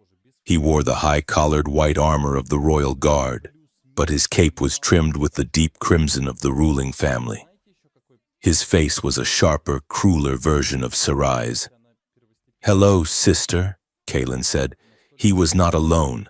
12 guards materialized from the fog, their weapons leveled at Elias and Sarai. "Kalen," Sarai said, her voice shaking. "You look tired. Is genocide exhausting?" Kalen smiled, but it didn't reach his eyes. His bioluminescence was a cold, flat white, controlled, suppressed. "Peace is exhausting. Sarai, maintaining this farce of a treaty is exhausting. War is clarity?" He walked closer, stopping 10 feet away. He looked at Elias with a mixture of curiosity and disgust. "And this must be the pet," Kalen said. "Liaison Cade, the man who let his hormones destroy his career." "I did not do it for hormones," Elias said, keeping his aim steady on Kalen's chest. "I did it because I saw through your script." Kalen laughed. "A script you helped write. Liaison. Your people are just as eager for this war as mine. The Cinder Pact has already mobilized the human fleets. The collapse vote is a formality." He turned back to Sarai. "I am offering you a way out." "Sarai? A way out?" Sarai repeated. "Renounce him," Kalen said, gesturing to Elias. "Step away from the human. Admit that you were confused, that the bond kiss was a momentary lapse of judgment induced by stress. We have a medical team ready to testify that you were chemically imbalanced, and if I do, you regain your title, you regain your life, you come home, and the human." Kalen shrugged. "He goes to a prison colony. He lives. That is more mercy than he deserves." Elias felt the wave of temptation hit Sarai through the bond. It wasn't that she wanted to betray him. It was that she was so tired. She was tired of running, tired of being the villain, tired of the fear. The offer was a soft place to land. Sarai lowered her head. The silence stretched, heavy and suffocating. "Sarai," Elias said softly, "do not listen to him." Kalen stepped closer. "Look at him. Sarai, he is a short-lived, non-resonant primate. He cannot understand you. He cannot feel what you feel. You are forcing a connection that violates nature. Come back to your own kind." Sarai's shoulders trembled. The fight seemed to drain out of her. Elias felt her waver. He felt her grief. It would be so easy to stop fighting. "No," Elias said. He didn't shout. He spoke with a calm iron resonance that cut through the tension. He stepped in front of Sarai, placing himself between her and her brother. "He did not seduce me," Elias said, his voice echoing in the mist-filled room. "And I did not seduce her. We are not victims of biology, Kalen. We are not confused." He looked Kalen in the eye. "I chose her, and she chose me. The bond kiss wasn't a mistake. It was the first honest thing that has happened in this palace in 100 years." Kalen sneered. "You claim to understand our ways, human? You think you can claim a Vayari royal?"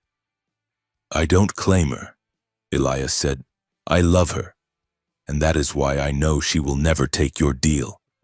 Because she isn't like you. She doesn't need to control people to feel powerful." Sarai's head snapped up. Elias's words hit her like a physical anchor. The wavering stopped. The exhaustion was replaced by a sudden, fierce heat. She stepped out from behind Elias. Her bioluminescence flared, not the soft blue of calm, but a blinding, radiant gold. "He is right," Sarai said. Her voice was unrecognizable. It was the voice of a striker. She looked at her brother. "You offer me a cage and call it a home. I would rather die in the void with him than live in this palace with you." Kalen's face hardened. His mask of control slipped. "Kill them," he ordered. Kalen tapped a command into his wrist comp. "Initiate the weapon launch, accelerate the vote. If we can't control the narrative, we will simply destroy the audience." The guards raised their rifles. "Run!" Elias shouted. He fired his stun pistol at the floor. The energy bolt hit the psychoactive mist, causing a violent reaction. The floor erupted into a cloud of blinding white fog. Elias and Sarai turned and sprinted back toward the bridge. Laser fire zipped past them, sizzling in the mist. They scrambled through the shifting architecture of the library. The room, sensing the violence, began to scream, a low, resonant thrum that shook the walls. They burst out of the archives and into the corridor. "To the docks!" Sarai yelled. "We have to get to the skiff. He is launching the weapon." Elias panted as they ran. "It is already in orbit. Then we catch it." The chase that followed was a blur of neon and terror. They stole a high-speed gravity sled from the loading bay. Sarai took the controls, gunning the engines. They shot out of the palace district, weaving through the spires of the floating city. Behind them, 3 Royal Guard interceptors screamed in pursuit. "We can't outrun them," Elias shouted over the wind. "We don't have to," Sarai said. "We just need to get to the upper atmosphere ring. The weapon platform is docked at the Zenith station." Plasma bolts strafed the hull of the sled. Elias leaned out, firing back with a stolen rifle.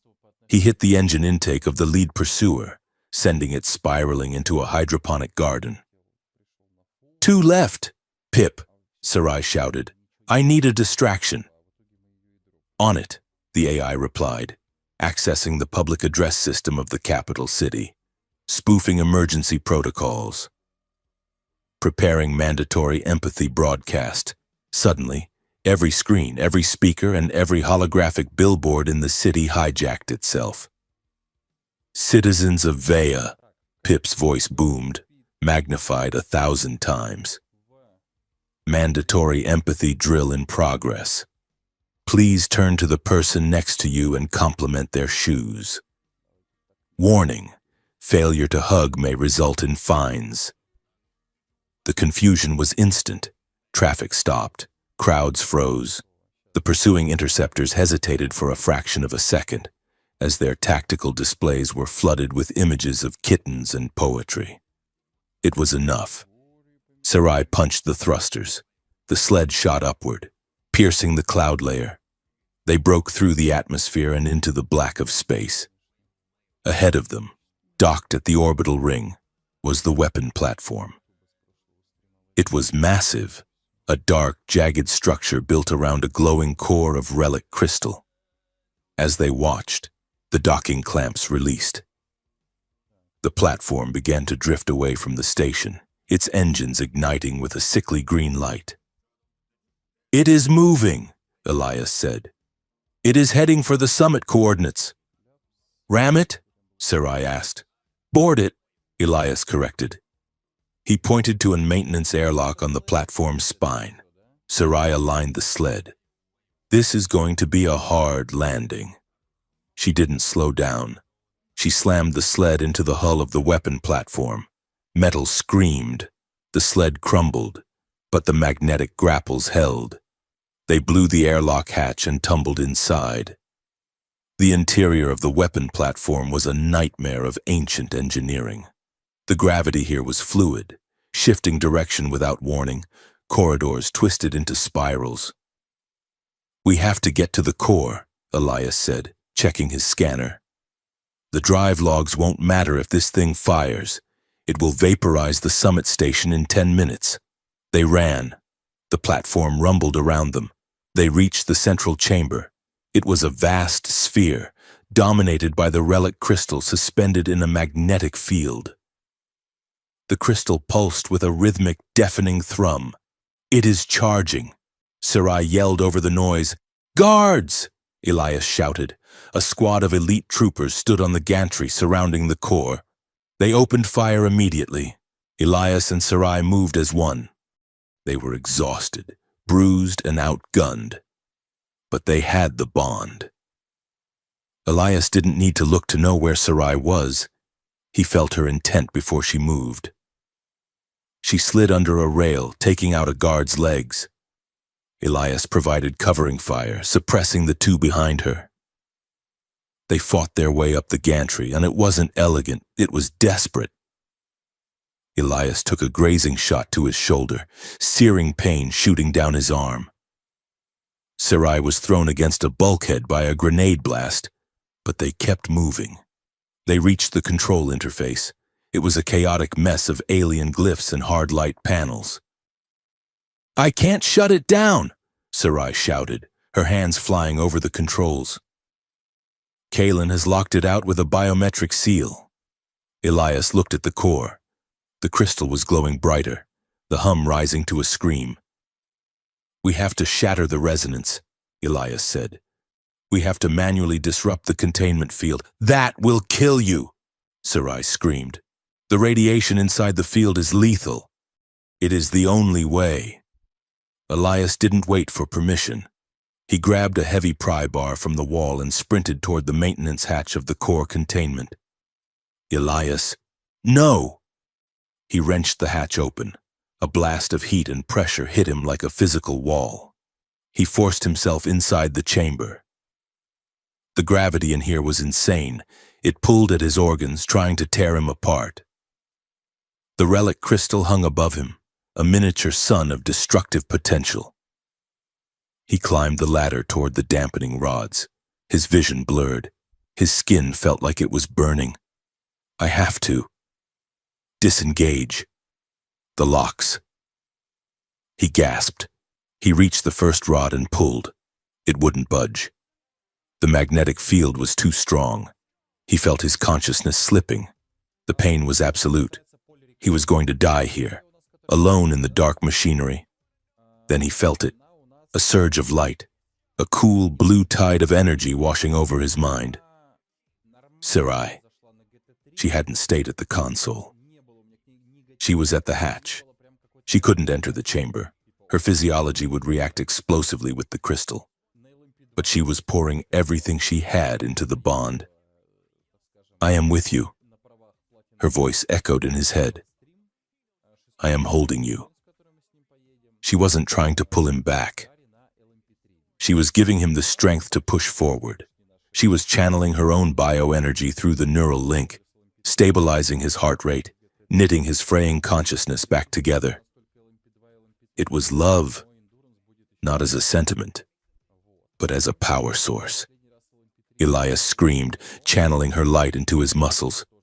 He heaved on the rod. Metal shrieked. The lock snapped. He moved to the second rod. The crystal destabilized. Arcs of green lightning lashed out, striking the walls. "One more," Sarai whispered in his mind.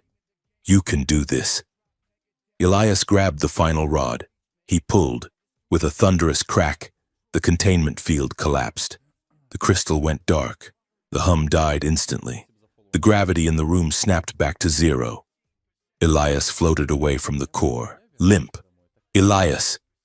Sarai scrambled into the room, ignoring the radiation alarms. She grabbed him, pulling him out of the chamber and onto the gantry. She ripped his helmet off. His face was pale, his nose bleeding, his eyes closed. "Elias, breathe. Please breathe." She pressed her hands to his chest, glowing so bright she was almost blinding.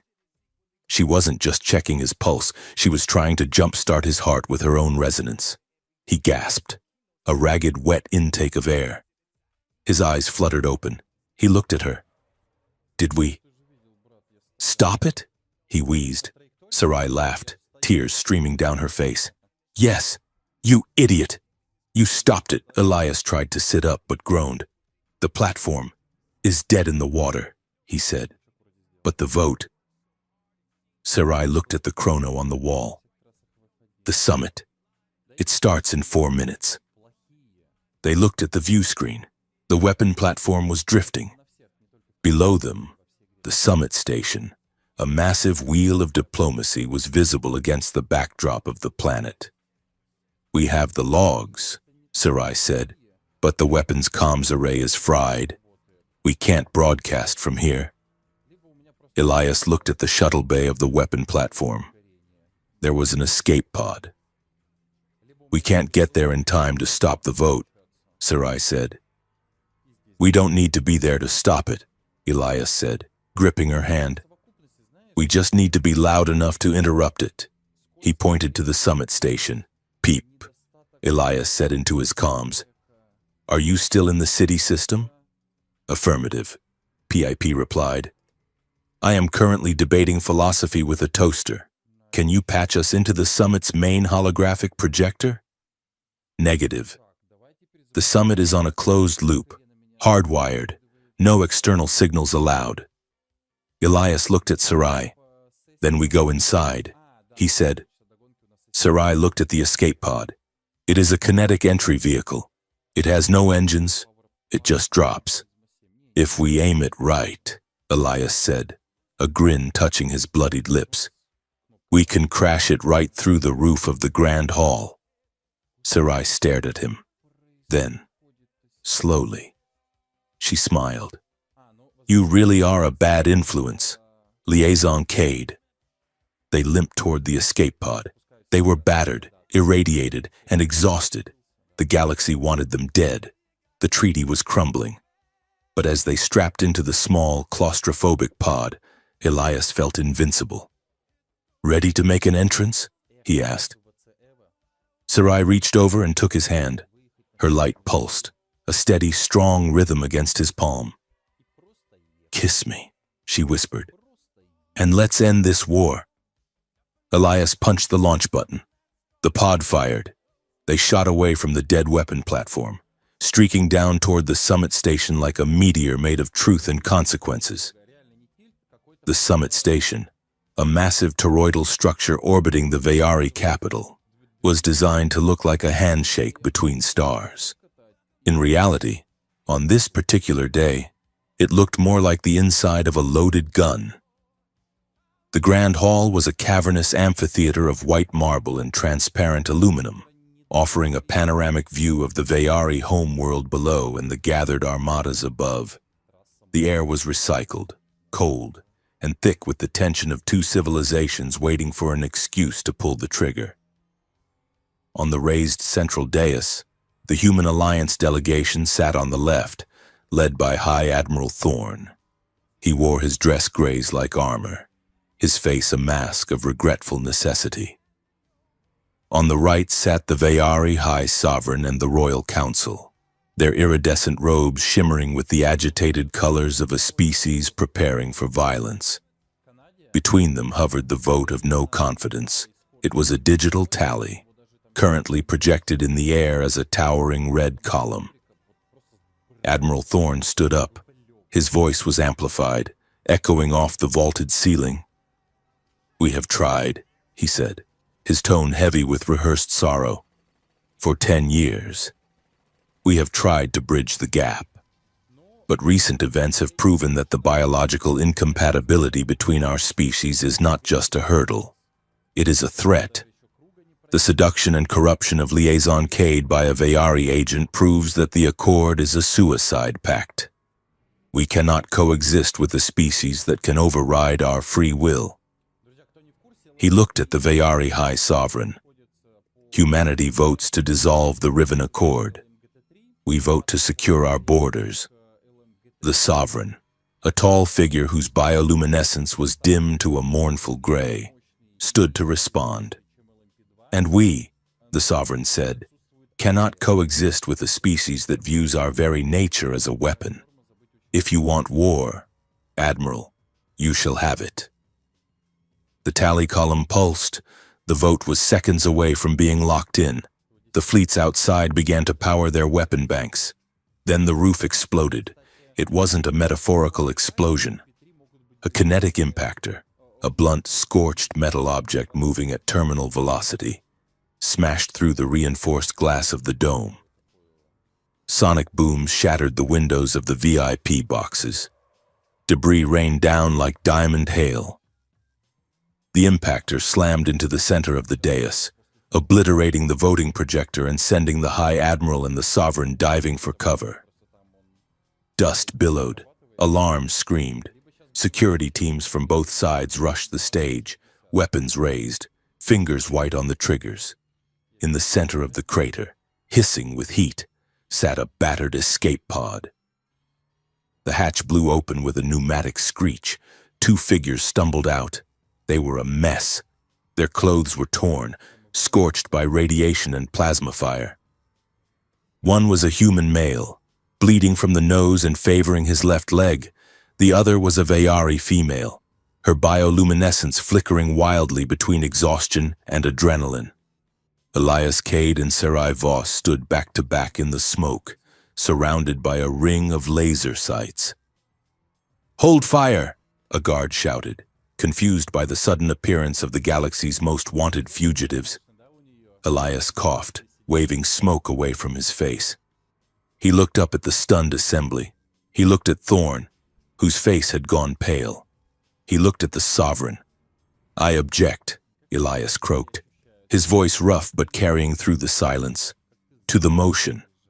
Archduke Kalen, standing unscathed near the Sovereign, stepped forward. His shock was quickly replaced by a sneer of opportunistic malice. "Kill them!" Kalen shouted. "They are assassins! They have breached the summit! Wait!" Sarai screamed. Her voice wasn't a diplomat's polite request. It was a command that resonated in the chest of every Vayari in the room. She raised her hand. Clutched in her fingers was the data drive from the weapon platform. "We are not assassins," she said. "We are evidence." She didn't wait for permission. She didn't look for a terminal. She slammed the drive directly into the fractured remains of the voting projector's base. The projector sparked. Then, it rebooted. The vote of no confidence vanished. In its place, a massive holographic video materialized in the air above the dais. It was the log from the listening post. It was the schematic of the relic weapon. And, most damning of all, it was the audio recording of Kalen ordering the assassination of his own guard to trigger the crisis. "Target the envoy." Kalen's recorded voice sneered, magnified 1,000 times for the entire hall to hear. "Make it look like a human attack. We need a martyr, not a peace treaty." The hall erupted. Diplomats shouted. The Sovereign turned slowly to look at Kalen, but the conspirators had prepared for this. Admiral Thorn stepped forward, his face red with feigned outrage. "Lies! This is a fabrication, deep-fake technology generated by the Vayari." Kalen rallied instantly, pointing a trembling finger at Elias. "Look at him. Look at the human. He is bond-struck." Kalen turned to the cameras broadcasting to the entire system. "This man has been compromised," Kalen shouted. "My sister used the bond kiss on him." She used a forbidden biological weapon to rewrite his neural pathways. He is not acting of his own will. He is a puppet, and these logs are nothing but propaganda created by a mind that has been broken by alien lust. The accusation hung in the air. It was the perfect poison. It played into every human fear and every Vayari prejudice. Murmurs rippled through the human delegation. They looked at Elias with pity and disgust. They saw a victim, a man whose mind had been raped by pheromones. Elias stepped forward. He was limping. He looked like he had been through hell. But when he spoke, he didn't sound like a victim. "I am not broken," Elias said. He walked past the security line. The guards, unsure, didn't shoot. He walked until he was standing face to face with Admiral Thorn. "You want to believe I am brainwashed," Elias said, his voice rising. "Because if I am brainwashed, then you don't have to listen to me. If I am a victim, then you don't have to face the fact that a man who saw the truth chose to fight for it." He turned to the cameras. "They tell you the bond kiss is a weapon," Elias said. "They tell you it erases who you are. That is a lie." He looked at Sarai. She was watching him, her heart in her eyes, terrified that he might buckle under the pressure. "It didn't erase my will," Elias said. "It clarified it. It stripped away the fear. It stripped away the propaganda. It didn't make me a slave. It made me see that we are the slaves. Slaves to fear. Slaves to men like Thorn and Kalen who build their power on keeping us terrified of each other." He pointed at the screen. where the logs were still playing. I didn't bring this evidence because she told me to. I brought it because I am a human alliance officer, and I swore an oath to protect the innocent. And right now, the only people threatening the innocent are the ones standing on this podium. I am not a cautionary tale, Elias roared, his voice cracking with emotion. I am a man who woke up, and I refuse to go back to sleep. Silence. Absolute, stunned silence. Then Sarai stepped up beside him. She didn't speak to the humans. She turned to the Vayari sovereign. You call the bond kiss treason, Sarai said, her voice trembling with rage. You call it purity to lock our resonance away. But why? She manipulated the hologram, bringing up the final piece of data they had found in the relic ruins, the twist they had uncovered in the ancient logs. It showed the original draft of the treaty, dated 10 years ago. It showed the tracking changes. The clause banning intimacy, Sarai explained, pointing to the scrolling text. It wasn't written by the humans to protect themselves. It was inserted by the Vayari High Command. Gasps from the Vayari side. You banned it because you knew, Sarai said, tears streaming down her soot-stained face. You knew that if a human and a Vayari truly bonded, if we shared our memories, our pain, our hopes, we would realize that we are not enemies. We would realize that the war was a construct. You caged our hearts to save your war. She looked at Kalen. You didn't outlaw the kiss because it was dangerous, brother. You outlawed it because it was the one thing you couldn't control. Kalen's face twisted. He drew his ceremonial energy blade. Enough! Kalen screamed. This is treason. This is madness. He lunged at Sarai. Elias moved to intercept, but Sarai was faster. She didn't dodge. She caught Kalen's wrist in midair. Her bioluminescence flared, not white, not blue, but a blinding, pure violet, the color of royal judgment. I invoke the right of truth, Sarai shouted. The words seemed to trigger something in the room's atmosphere. The ancient relic technology buried in the station's foundation, the same tech the Vayari used for their coronation ceremonies, responded to the royal command and the sheer intensity of her resonance. A shimmering field of energy snapped into existence around Sarai and Kalen, isolating them in a bubble of distorted light. The right of truth, the sovereign whispered, stepping back in horror. Inside the bubble, the air was thick. Kalen struggled, but he couldn't break Sarai's grip. The field punishes deception, Sarai hissed, her eyes glowing. Answer me, Kalen. Did you stage the assassination? No, Kalen shouted. The field reacted instantly. The light warped, turning a sickly, jagged green. Kalen screamed as the dissonance hit his nervous system like a physical shock. His knees buckled. The truth, Sarai commanded. Did you plan to use the relic weapon to purge our own people? It was necessary. Kalen gasped, writhing in pain as the field tore at his lies. To save the culture, to keep us pure. The field flared again. The pain brought him to the floor. Did you work with Admiral Thorne? Sarai asked, looking through the field at the human admiral. Thorne turned to run, but human security guards blocked his path. They had heard enough. Yes, Kalen shrieked, breaking completely. Yes, we wanted a war we could manage. We wanted control.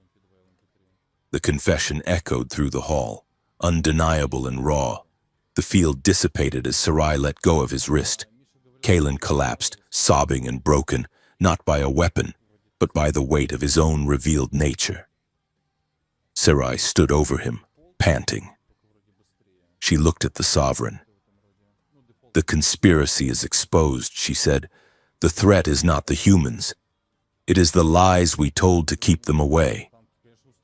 The sovereign looked at Kalen, then at Thorne, who was being handcuffed by his own lieutenant. Arrest them, the sovereign said quietly. Arrest them all. The aftermath was not a parade. It was a headache. For 3 weeks, the summit station was a whirlwind of lawyers, tribunals, and emergency drafting committees. The Riven Accord was suspended, dissected, and stitched back together. Elias Cade sat on a bench in the station's observation deck, looking out at the stars. He was wearing civilian clothes, a loose jacket and trousers. His uniform was gone. His rank was gone. He heard footsteps behind him. He didn't need to turn to know who it was. The air shifted, smelling of ozone and crushed cinnamon. Sarai sat down next to him. She was also dressed simply, her royal robes replaced by a plain tunic. Her bioluminescence was a calm, steady teal. "How was the hearing?" Elias asked. "Long," Sarai said, leaning back. "I have been officially stripped of my title. I am no longer an envoy. I am no longer a duchess. I am just Sarai Voss, citizen, and the purity arrest dropped, along with the treason charges. The new council decided that saving the entire species from a genocidal satellite counts as community service." She smiled, but it was tired. "And you?" "Dishonorable discharge," Elias said. "Loss of pension, banned from holding military office." He shrugged. "Admiral Thorne is facing life in a max-sec colony. I think I got the better deal." They sat in silence for a moment, watching the repair crews working on the station's dome. "The new treaty was signed this morning," Sarai said softly. "I heard. Article 19 is gone. Replaced," she corrected. "Article 22. Cultural and biological exchange permitted under informed consent."